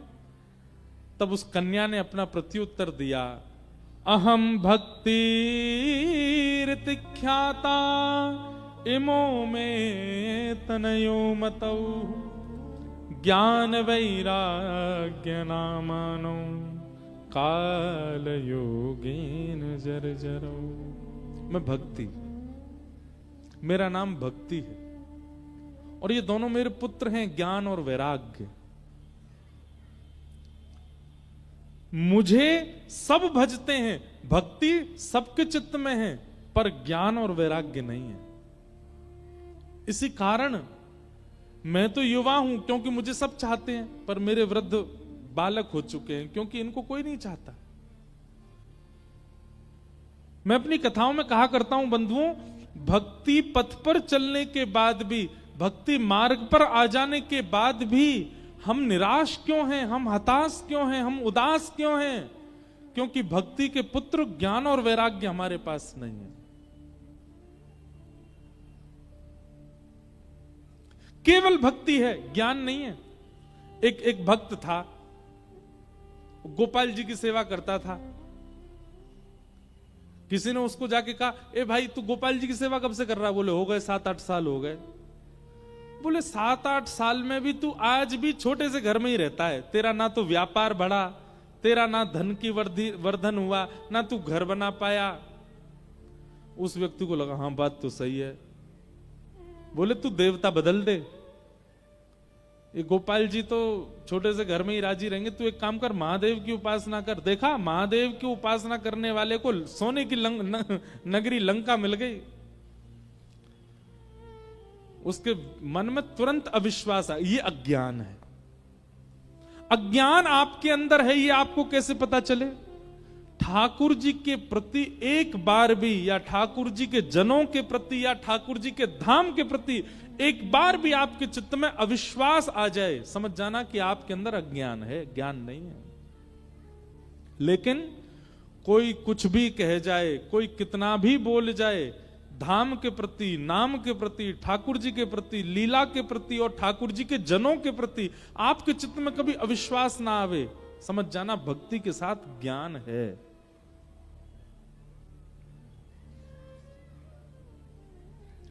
हमारे भगवान श्री कृष्ण हमारे वृंदावन चंद के ऊपर बहुत प्रश्न उठाते हैं कई पढ़े लिखे लोग, पर उनको अज्ञानी ही कहते हैं। हमारे यहां तो कहते हैं गमार, गमार हैं ये, या जाने कहां गमार, प्रेम नदिया की सदा उल्टी बहे धार। तो अब उस व्यक्ति ने क्या किया पता है? शंकर जी ले आया और गोपाल जी उठा के अलमारी में धर दी। बोले 7 साल हो गए आपकी सेवा करते, अब यहीं बैठे रहो, अब मैं तो शंकर जी की आराधना करूंगा। अब शंकर जी का अभिषेक करता, शंकर जी की आराधना करता। अब शंकर जी की आराधना के समय जो उसने अगरबत्ती जलाई, उस अगरबत्ती का धुआं उड़ करके इस तरफ जा रहा था जिस तरफ गोपाल जी बैठे थे। स्वाभाविक जा रहा था, उसमें कुछ हो नहीं रहा था, अपने आप ही वो धुआं इस तरफ जा रहा था। तो उस व्यक्ति के मन में क्या आया? बोले 7 साल इनकी पूजा करी, आज तक कभी सुख दिया नहीं, अब शंकर जी की सेवा कर रहा हूं तो अगरबत्ती का धुआं भी स्वयं ले जा रहे हैं, स्वयं सूंघ रहे हैं। दौड़ करके गया, अलमारी से ठाकुर जी उतारे। बोले 7 साल से मेरी सेवा स्वीकार नहीं करी, अब शंकर जी की आराधना करने लगा तो आप अगरबत्ती की सुगंधी भी ले रहे हो। ठाकुर जी प्रकट हो गए और प्रकट होकर के बोले 7 साल में तूने ऐसा कभी विचार किया ही नहीं कि मैं सूंघता भी हूं, आज सोचा इसलिए प्रकट हुआ मैं। तूने कभी विश्वास किया ही नहीं था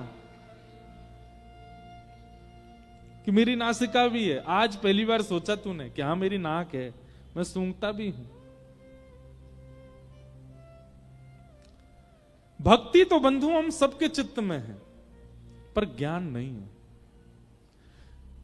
और क्षमा कीजिएगा, ज्ञान का मतलब बहुत जानकारियां होना नहीं होता।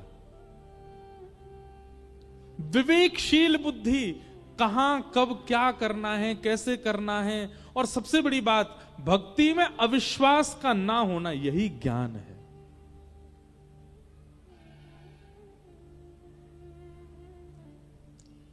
आपकी भक्ति में, आपकी सेवा में, आपके गुरु के प्रति, धाम के प्रति, तीर्थ के प्रति आपके चित्त में जो अविश्वास प्रकट होता है वही अज्ञान। मीराबाई कभी यूनिवर्सिटी नहीं गई, किसी विद्यालय में नहीं गई पढ़ने, पर मीराबाई अपने जीवन काल के विश्राम दिवस तक ठाकुर जी के प्रति अनन्य भाव से रहती थी, श्रद्धा रखती थी, पूर्ण समर्पण रखती थी, अविश्वास नहीं था। इसलिए महाज्ञानी है मीरा।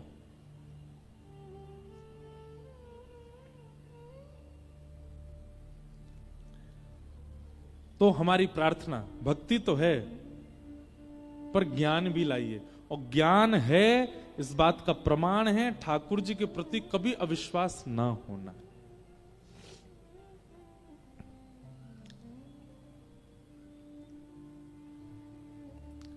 तो भक्ति के 2 पुत्र हैं, ज्ञान और वैराग्य। दूसरे पुत्र का नाम क्या है? वैराग्य। वैराग्य का मतलब क्या है? अपनी इच्छाओं का त्याग करना ही वैराग्य कहलाता है।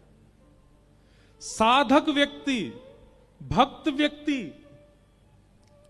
अगर अपने वस्त्रों को साधारण नहीं बना पा रहा, अपनी रहनी को साधारण नहीं बना पा रहा, अपने खान पान को साधारण नहीं बना पा रहा है, तो भक्त नहीं है। ये बात आप थोड़ी मान लीजिएगा हमारी। आप भक्ति मार्ग में जब आएंगे तो आप कई अपनी इच्छाओं का त्याग कर दोगे। आपको बड़ी गाड़ी में बैठाया गया कि छोटी गाड़ी में बैठाया जाए, इससे कोई फर्क नहीं पड़ेगा आपको। आपको पहनने के लिए 30,000 के कपड़े मिले कि 300 के कपड़े मिले, इससे फर्क नहीं पड़ेगा। आपको पाने के लिए 56 भोग मिले कि केवल सूखी दाल सूखी रोटी मिली, इससे फर्क नहीं पड़ेगा। आपके लिए तन ढकना आवश्यक होगा, ब्रांड हो यह जरूरी नहीं होगा।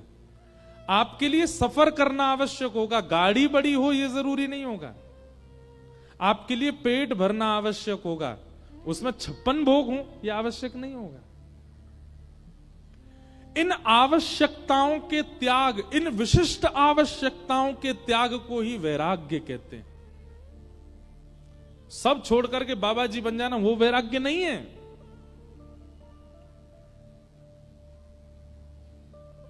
जो मिल जाए उसमें प्रसन्न है, जैसा मिल जाए उसमें प्रसन्न है, ये वैराग्य है।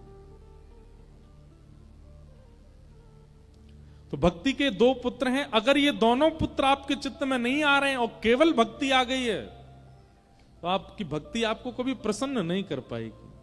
उस भक्ति से आप कभी आनंदित नहीं हो पाओगे, उस भक्ति से आप कभी ठाकुर जी का अनुभव नहीं कर पाओगे।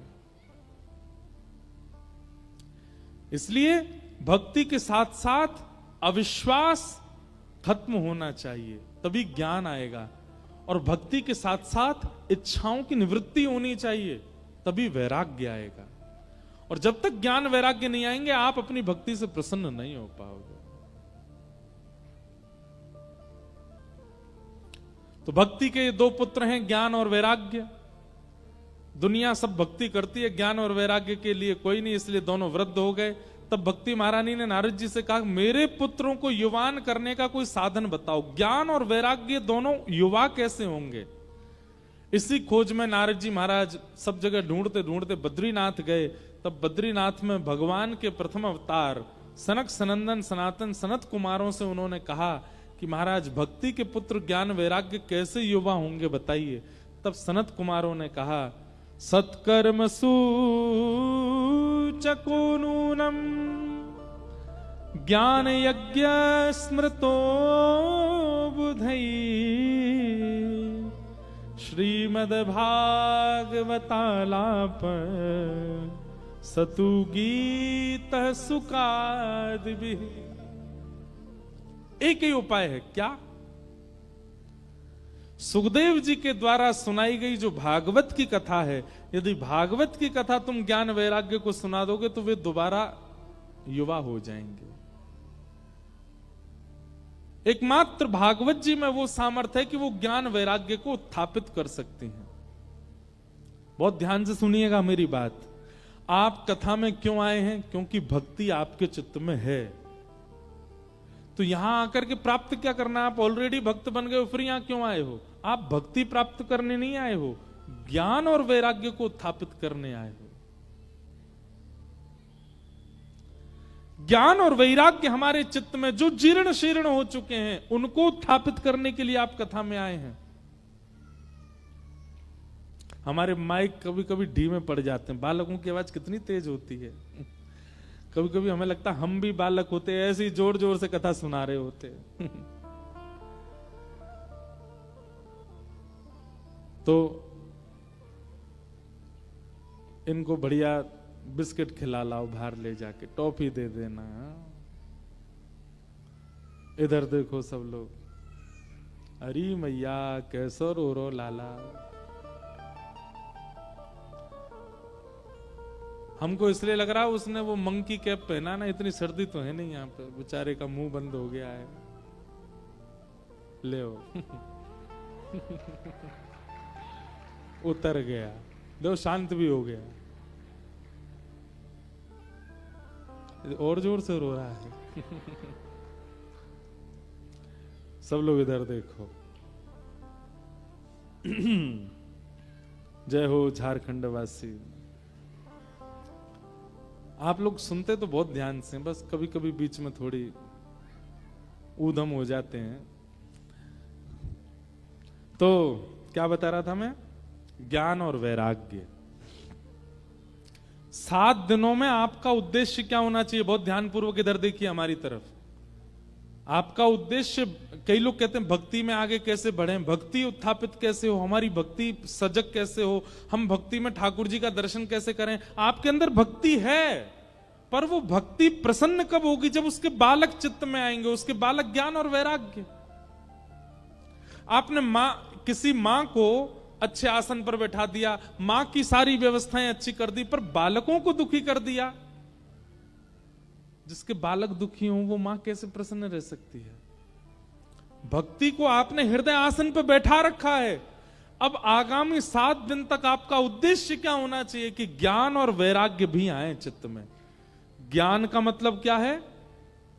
भक्ति में ठाकुर जी के प्रति कभी भी अविश्वास ना हो तो समझ जाना ज्ञान आ गया आपके चित्त में। और वैराग्य क्या है?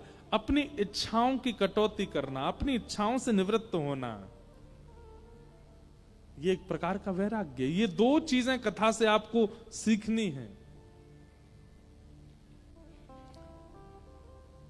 वृंदावन जाने के बाद वृंदावन का रस जिस पर चढ़ जाता है वो व्यक्ति जोगी जैसा क्यों हो जाता है? वो तिलक लगाए घूम रहा है, जटाएं बना लेता है सामान्य से। अभी कुंभ में ऐसा हुआ, ट्रेंड बन गया। अब बाहर के लोग नहाने आते हैं तो जबरदस्ती की जटाएं लगा करके और संतों की तरह रुद्राक्ष पहन करके, त्रिपुंड लगा करके, ये कोई बाह्य आवरण, कोई आडंबर नहीं है। त्रिपुंड लगा लिया, रुद्राक्ष माला धारण कर ली और फिर उसके बाद गंगा स्नान कर रहे हैं और फिर फोटो वोटो खिंचा के बस डाल दो, फिर जाके अपना वही जीन्स टी शर्ट पैंट में डोल रहे हैं, फटे हुए कपड़े पहन के घूम रहे हैं। केवल कुंभ में आए इसलिए संत जैसा भेष बना लेते हैं। नहीं, जब भक्ति में वैराग्य आता है तब वह भेष अपने आप प्रकट होता है, बनाना नहीं पड़ता।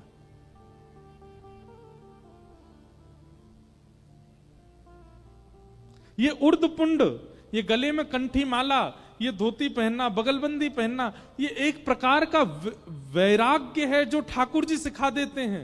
ठाकुर जी के चरणों में आने वाला व्यक्ति अपने लिए नहीं करता ज्यादा श्रृंगार, नहीं चाहिए उसको ज्यादा हाई फाई चीजें। वो सामान्य में रहना उसको अच्छा, सामान्य मिले तो भी अच्छा, हाई फाई मिल जाए तो भी अच्छा, दोनों में सम रहता है। भक्ति के साथ में वैराग्य होगा तो।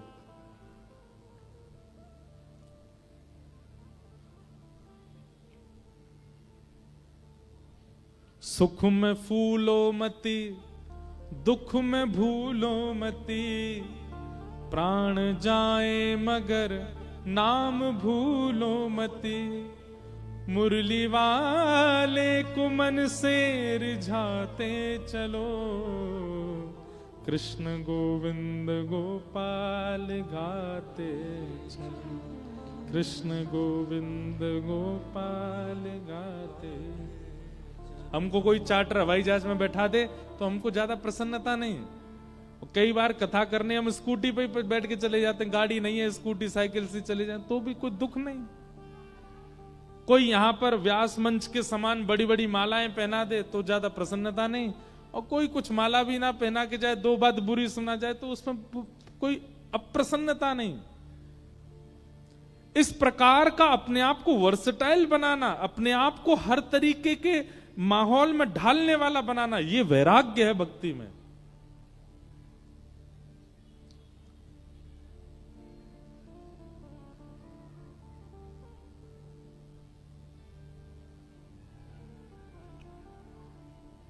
भक्ति के 2 पुत्र ज्ञान और वैराग्य, इन दोनों के उत्थापन के लिए भागवत की कथा कराओ।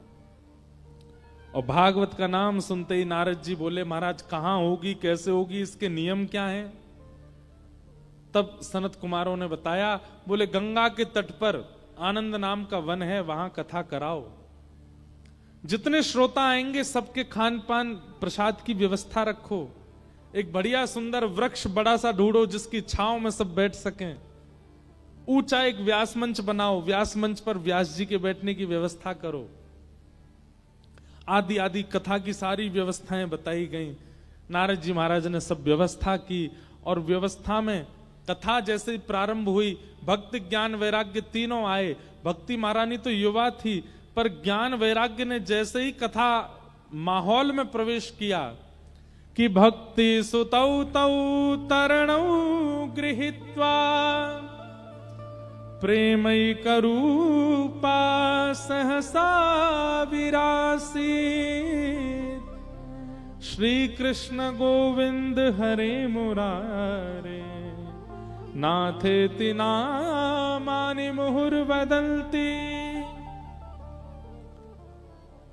उस कथा के परिसर में जैसे ही ज्ञान वैराग्य ने प्रवेश किया, प्रवेश करते ही दोनों युवा हो गए। ज्ञान भी युवा हो गया, वैराग्य भी युवा हो गया। भक्ति महारानी अत्यंत प्रसन्न हो गई, उनके दोनों पुत्र युवा हो गए। यही होना चाहिए यहां भी।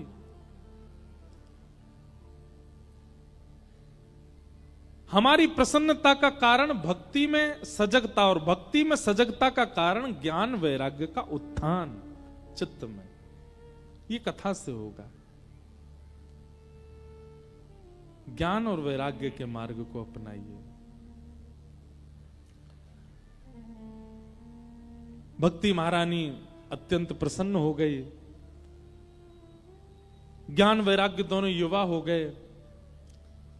नारद जी महाराज ने प्रश्न किया और सनत कुमारों से पूछने लगे, महाराज कृपा करके मुझे यह बताइए, कथा सुनने से कौन कौन से पापी अपने पापों से मुक्त हो जाते हैं? कितने प्रकार के पाप कथा सुनने से मुक्त होते हैं? और यहां पर सनत कुमार कह रहे हैं, कौन कौन से पाप करने वाला व्यक्ति अगर कथा में आवे तो उसके पाप निवृत्त हो जाते हैं। ये मानवा पाप कृतस्तु सर्वदा सदा दुराचार रता विमार्गगा क्रोधाग्निदग्धा कुटिलश्च कामिनः सप्ताह यज्ञेन कलौ पुनन्ति ते। बहुत सावधानी से सुनो। जितने भी पाप हैं, पहली बात तो पाप कहते किसको हैं? शास्त्र जिनकी आज्ञा नहीं देते, गुरुजन जिनकी आज्ञा नहीं देते, और माता पिता जिसकी आज्ञा नहीं देते, वो सब पाप है, सब पाप है। अगर ये सारे नियमों के विपरीत हमने कोई काम किया है तो वो पाप है। हमसे जो भी पाप हुआ है, और यहां पापों के कुछ नाम बताए गए हैं, जैसे कौन कौन से? सबसे पहला पाप दुराचरण। ध्यानपूर्वक सुनिएगा। किसी को माला जपते हुए देख आपके मन में यह भावना तो उत्पन्न नहीं हुई कि मैं भी माला जपूं, पर किसी को धुआं उड़ाते देख आपके मन में आया, ओए कितना बढ़िया लग रहा है, क्या देखो मुंह से धुआं निकल रहा, मैं भी निकाल के देखूं। किसी को चंदन तिलक लगा करके आपके मन में भावना नहीं आई कि मैं भी लगाऊं, पर किसी की फटी जींस देख करके, किसी के ऊट पटांग वस्त्र देख के आपके मन में आया, मैं भी खरीदूं, मैं भी पहनूं, कितना बढ़िया लगूंगा, कूल लगूंगा मैं भी। ये दुराचरण है। मतलब किसी के आचरण को देख करके, किसी के व्यवहार को देख करके आप वह आचरण करने लग जाओ, इसको कहते हैं दुराचरण, और ये पाप है। आप अपनी पत्नी से प्रेम से ही रहते थे, आप अपनी पत्नी से प्रेम भाव ही रखते थे, लेकिन आपने अपने मित्र को देखा वो तेज आवाज में बात कर रहा था, उसकी पत्नी सामान, अब आप भी वही करने लगे। ये दुराचरण है, पाप है। आप किसी अन्य के दुराचरण भाव को देख करके उससे सीख लेते हैं और फिर स्वयं करने लग जाते हैं, ये दुराचरण, और ये पाप है। संसार में कोई भी व्यक्ति जन्म से दुराचरण नहीं करता, कोई गलत काम नहीं करता, वो देख के ही सीखता है व्यक्ति। किसी को पीने की लत लगी तो उसने किसी को पीते हुए देखा था, इसीलिए लगी है। किसी को खाने की लत लगी, क्रोध की लत लगी, लेकिन आपने कभी विचार किया मानव को लत केवल बुरी चीजों की लगती है, भक्ति की नहीं लगती, गिने चुने लोगों को लगती है। पर अभी माहौल बदल रहा है, अभी लोगों को भक्ति की लत लग रही है, अभी लोगों को कथा की इच्छा प्रकट हो रही है, अभी लोगों को नाम जप की इच्छा प्रकट हो रही है।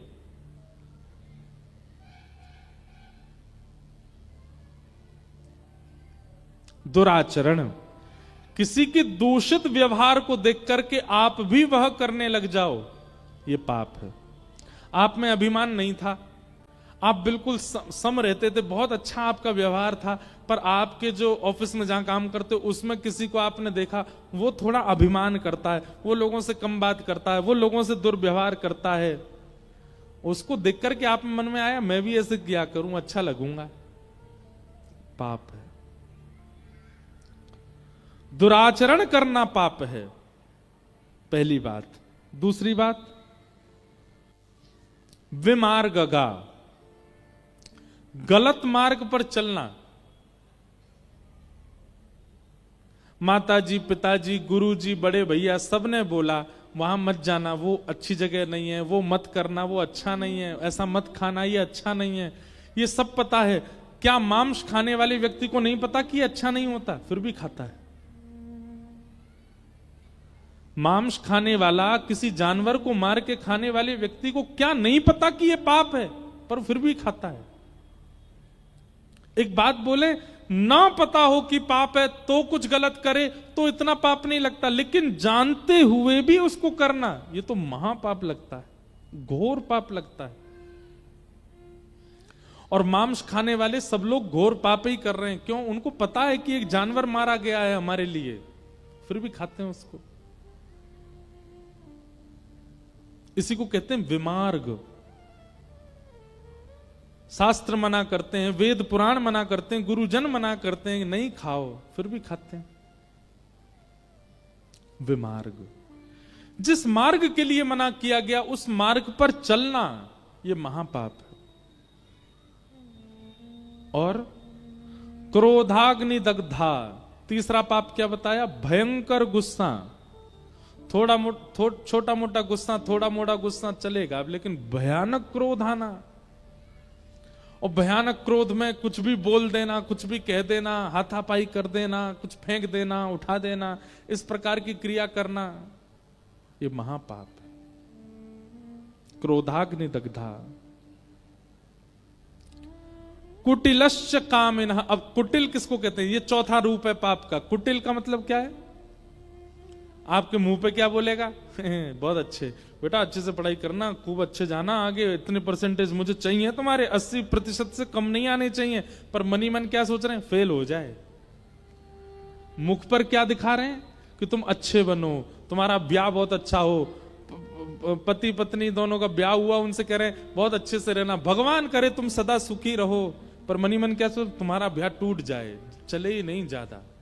मुख से दिखा कुछ रहे हैं पर भीतर से कुछ और है। इसको कहते हैं कुटिल व्यक्ति, पाप है। और ऐसे लोगों की संख्या बहुत है संसार में। वो दिखाते अपने आप को बहुत प्रेमी हैं, पर हैं नहीं।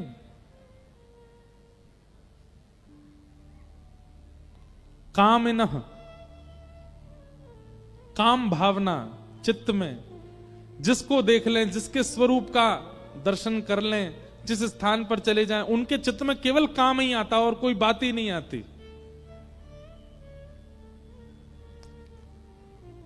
ये महापाप के लक्षण हैं। ऐसा व्यक्ति अगर परिवर्तन की भावना से अपने दोष को आगे रख करके अगर कथा सुनने बैठे, तो कथा उसके उस दोष को नष्ट कर देगी। जैसे कि कोई व्यक्ति दुराचरण करता है और वो अपने दुराचरण के भाव को जानता है, बोले मैं बहुत जल्दी इंप्रेस हो जाता हूं गलत करने वाले लोगों से। कई लोग ऐसे होते हैं वो पीते नहीं है पर वो पिलाते हैं सबको। उनको देखना ही अच्छा लगता है, पियो पियो बढ़िया, ये आपस में लड़ेंगे मुझे बहुत आनंद आएगा। ये दुराचरण है, ये पाप है। एक मिला था मुझको, कहीं एक बालक आया, बोले महाराज जी एक बात पूछनी। मैंने क्या? मैं पीता नहीं हूं। मैंने तो मेरे जो मित्र हैं उनको मैं पिलाता हूं। फिर वो आपस में लड़ते हैं, मैं देख के आनंद करता हूं। मैं तो पानी ही पीता हूं, पर उन लोगों पे हजारों रुपया खर्च करता हूं, क्योंकि पी के फिर उनके सच निकल के आते ही आते। मैंने कहा बेटा उनको जितना पाप लगेगा ना, मल्टीप्लाई इंटू 1000 होकर तुझको लगेगा। तू करवा रहा हूं उनसे पाप। ये दुराचरण है। दुराचरण करने वाला व्यक्ति अगर कथा सुने तो उसका दुराचरण भाव दूर होगा, लेकिन सुनने से नहीं होगा। मैं ऐसे कितने लोगों को जानता हूं, हजारों कथाएं सुन चुके हैं, लेकिन आज तक उनके हृदय का काम नहीं मरा, आज तक उनके हृदय में कोई परिवर्तन नहीं आया। वो आज भी वैसे ही हैं, कोई परिवर्तन उनके जीवन में नहीं कर पाए हम।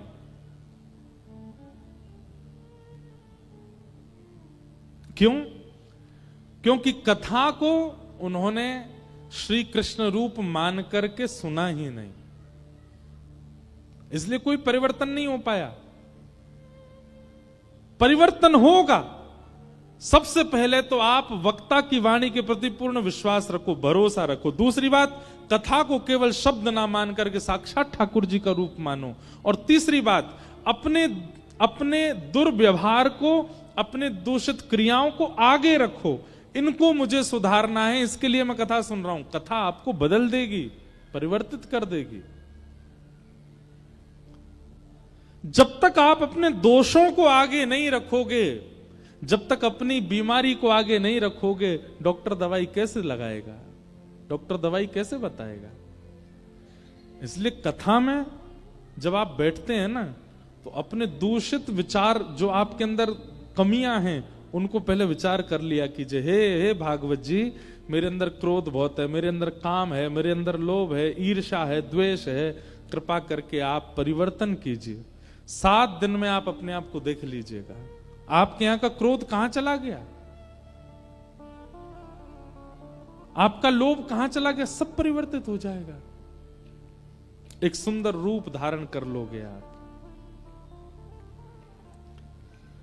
तो कथा इन सबको परिवर्तित करती है। तभी नारद जी ने पूछा, अगर कोई माता पिता का द्रोही बालक हो, महापापी, वो क्या कथा उसको भी पवित्र कर देती है? तब सूत जी महाराज कहते हैं, हां। सनत कुमार कहते हैं, बोले एक धुंधुकारी नाम का बालक था, जो माता पिता से विद्वेष करने के बाद भी भागवत की कथा से पवित्र होकर के भगवत धाम चला गया। नारद जी बोले, कृपा कर मुझे बताइए कैसे। तब यहां धुंधुकारी का प्रसंग सुनाया गया। एक आत्मदेव नाम के ब्राह्मण थे, उनके कोई संतान नहीं थी। संसार में बंधुओं, व्यक्ति एक जगह पाप और करने लगता है, उसके पास जो वस्तु नहीं है, उस वस्तु की प्राप्ति के लिए फिर वो कुछ भी करने लग जाता है। उसको कोई कह दे वहां जाकर के नारियल बांध आओ, वहां जाकर के दिया जलाया आओ, वहां जाकर के चद्दर पहनाया आओ, वहां पे ये कर आओ, वहां पे तुम्हारे काम बन जाएंगे। वो इतनी जगह भाग आता है, महाराज कैसे भी करके मेरा काम बने। हमारी एक बात ध्यान रखिएगा, संसार का एक स्वभाव है अपूर्णता। क्या है? जोर से बोलो। अपूर्णता। अपूर्णता का मतलब जानते हैं? न पूर्ण इति अपूर्ण। संसार में कभी पूर्णता किसी को नहीं मिल सकती। चाहे आप प्रधानमंत्री बन जाइएगा, चाहे आप राष्ट्रपति बन जाइएगा, चाहे आप भागवत वक्ता बन जाइएगा, चाहे आप कोई नेता बन जाइएगा, आप कभी भी पूर्ण नहीं रहोगे। संसार में अपूर्ण आओगे और जाओगे भी अपूर्ण। कभी पूर्णता का अनुभव नहीं हो सकता आपको। इसलिए आप किसी ना किसी चीज से अपूर्ण रहोगे। या तो आपको पुत्र हो गए तो पुत्री नहीं है, पुत्री हो गई तो पुत्र नहीं है, धन मिल गया तो विवाह नहीं हुआ, विवाह हो गया बच्चे भी हैं पर घर नहीं है, घर भी है बच्चे भी हैं पत्नी भी है, लेकिन कोई मानता नहीं है, सुनता नहीं है, सब अपने मन की करते हैं। आप कहीं ना कहीं तो अपूर्ण रहोगे और उस अपूर्णता में ही आपको रहना चाहिए। और एक बात और बताएं, आप जैसे ही एक चीज को पूर्ण करने का प्रयास करोगे, दूसरी जगह से आप अपूर्ण ही हो रहे होगे। जैसे कई लोगों को संतान नहीं है, तो संतान ना होने की वजह से अब वो प्रयास करते हैं कि हमको संतान प्राप्त हो, और खूब खूब महाराज सिर हाथ पैर फेंक करके उनको संतान मिल जाती है। लेकिन जैसे ही संतान मिलती है, वो किसी अन्य चीज से अपूर्ण हो चुके होते हैं तब तक। आप कहेंगे तो महाराज जी क्या करें? ठाकुर जी ने, प्रकृति ने आपको जो नहीं दिया उसको स्वीकार कर लीजिए। अगर संतान नहीं है तो स्वीकार कीजिए, प्रकृति से छीनिए मत उसको। क्योंकि आप जैसे ही प्रकृति से छीनने का प्रयास करते हैं तो प्रकृति जब आपके लिए कुछ था ही नहीं, जब आपको देती है तो वही वस्तु आपको कष्ट देने लग जाएगी। फिर संतोष जीवन में लाना पड़ेगा।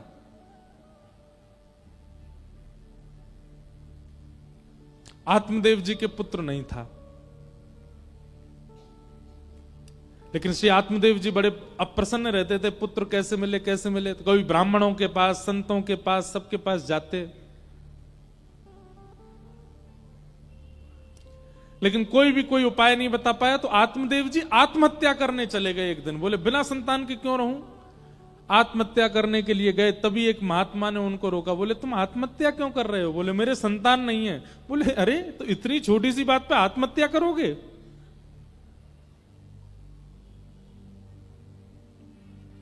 आत्महत्या मत करो, ये लो फल, अपनी पत्नी को खिला देना। तुम्हारे घर वैसे तो 7 जन्मों तक अगले संतान नहीं है, पर मैं अपने पूरे जीवन का तप देता हूं, तुमको एक पुत्र हो जाएगा।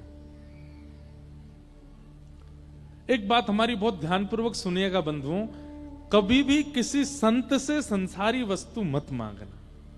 क्यों?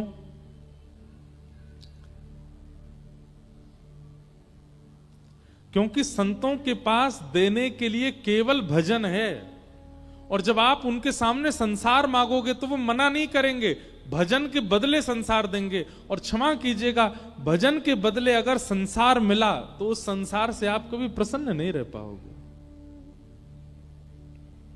इसलिए हमारी प्रार्थना है, महापुरुषों से, महत्पुरुषों से संसार कभी मत मांगना।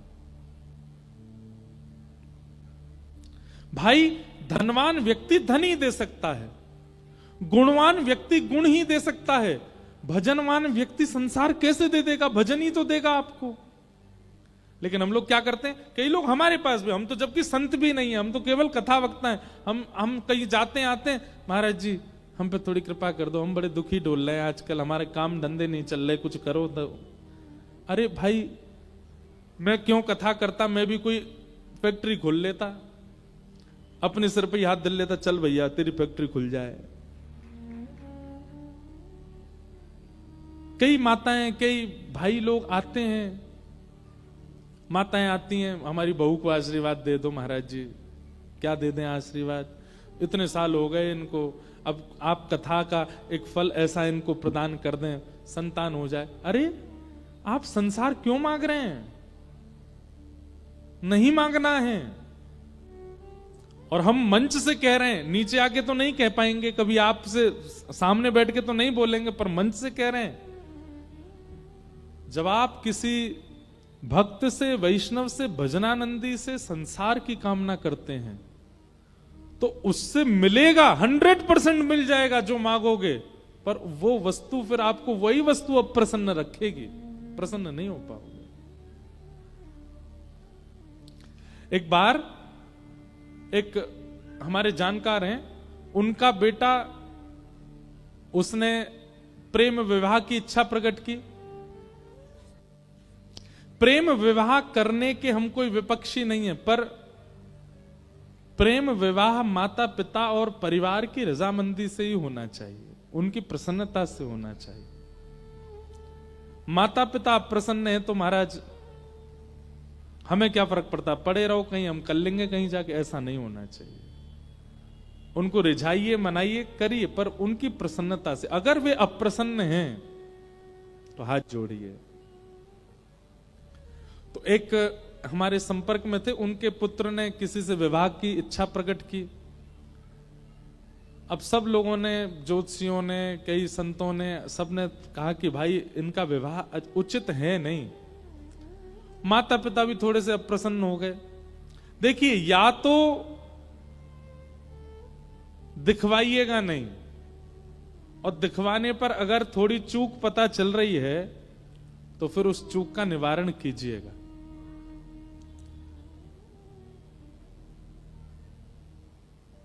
कई बार कैंसर के पेशेंट अपने आप अपना चेकअप नहीं कराते तो लंबे जी जाते हैं, पर चेकअप कराने के बाद उनकी आयु अपने आप ही घटने लग जाती है।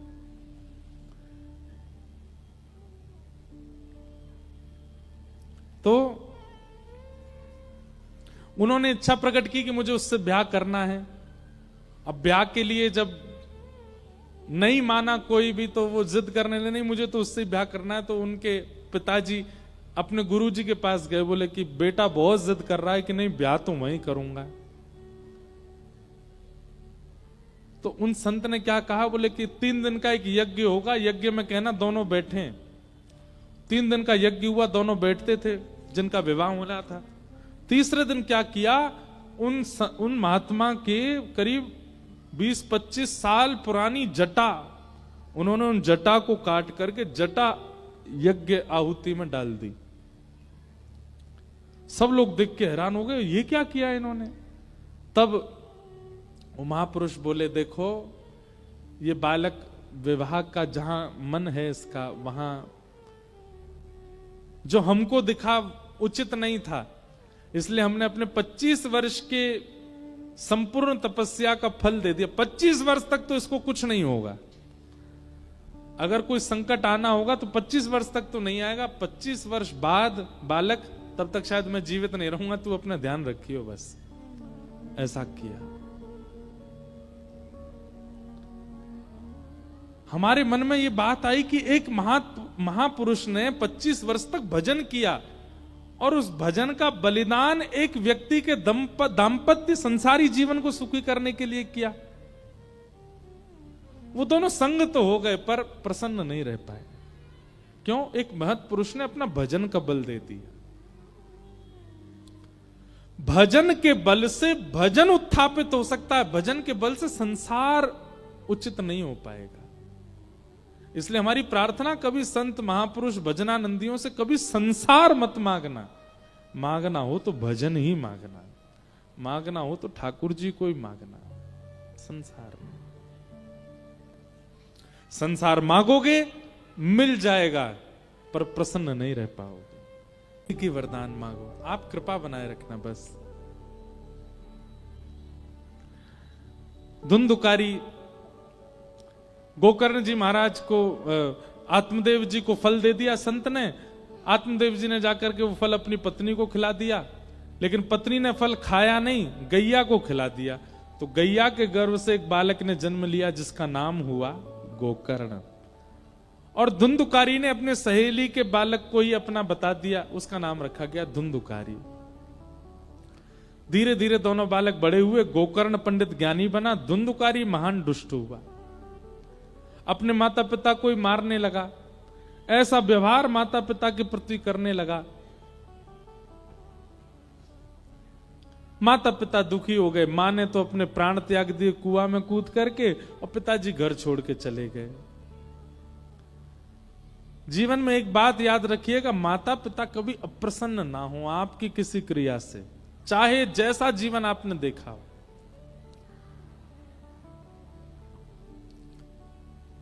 धुंधुकारी, उसकी मृत्यु हुई और वो प्रेत बन गया। प्रेत बनने के बाद अब उसकी मुक्ति का उपाय कई किए, लेकिन वो मुक्त नहीं हो पाया। माता पिता से द्रोह करने वाला बालक मृत्यु के बाद प्रेत ही बनेगा। प्रेत बन गया, अनेक प्रयासों से भी मुक्त नहीं हुआ। तब श्री गोकर्ण जी महाराज ने उसके निमित्त भागवत की कथा की। सूर्य भगवान की आज्ञा से भागवत की कथा हुई, और सप्ताह कथा होते ही धुंधुकारी प्रेत योनि से मुक्त होकर के भगवत धाम प्रस्थान कर गया। बोलो भक्तवत्सल भगवान की जय। तो श्रीमद् भागवत कैसी है? प्रेत पीड़ा को दूर करती है। अगर कोई प्रेत योनि में चला गया है और उसके निमित्त भागवत जी का पाठ करा दिया जाए तो वो प्रेत योनि से मुक्त हो जाता है। तो भागवत जी के महात्म्य में 2 बातें प्रमुख रूप से बताई। पहली बात ज्ञान और वैराग्य का उत्थापन, और दूसरी बात प्रेत पीड़ा विनाशिनी, प्रेत पीड़ा से मुक्त करती हैं। ऐसी भागवत जी को हम बारंबार प्रणाम करते हैं। बोलो भागवत महापुराण की। भागवत जी का महात्म हमने आज श्रवण किया। प्रथम स्कंद से हम लोग कल से कथा का प्रारंभ करेंगे। कथा का समय 3 बजे से है, आप लोग उससे पहले ही आ जाएं ताकि खूब आनंद विस्तार से कथा हो। आइए, वृंदावन के सप्त निधियों को बड़े प्रेम और भाव से 7 ठाकुर हैं हमारे वृंदावन में, उनको प्रणाम करते हुए कथा को विश्राम देंगे। श्यामा हृदय कमल सो प्रगट्यो, श्यामा हृदय कमल सो प्रगट्यो, सनातन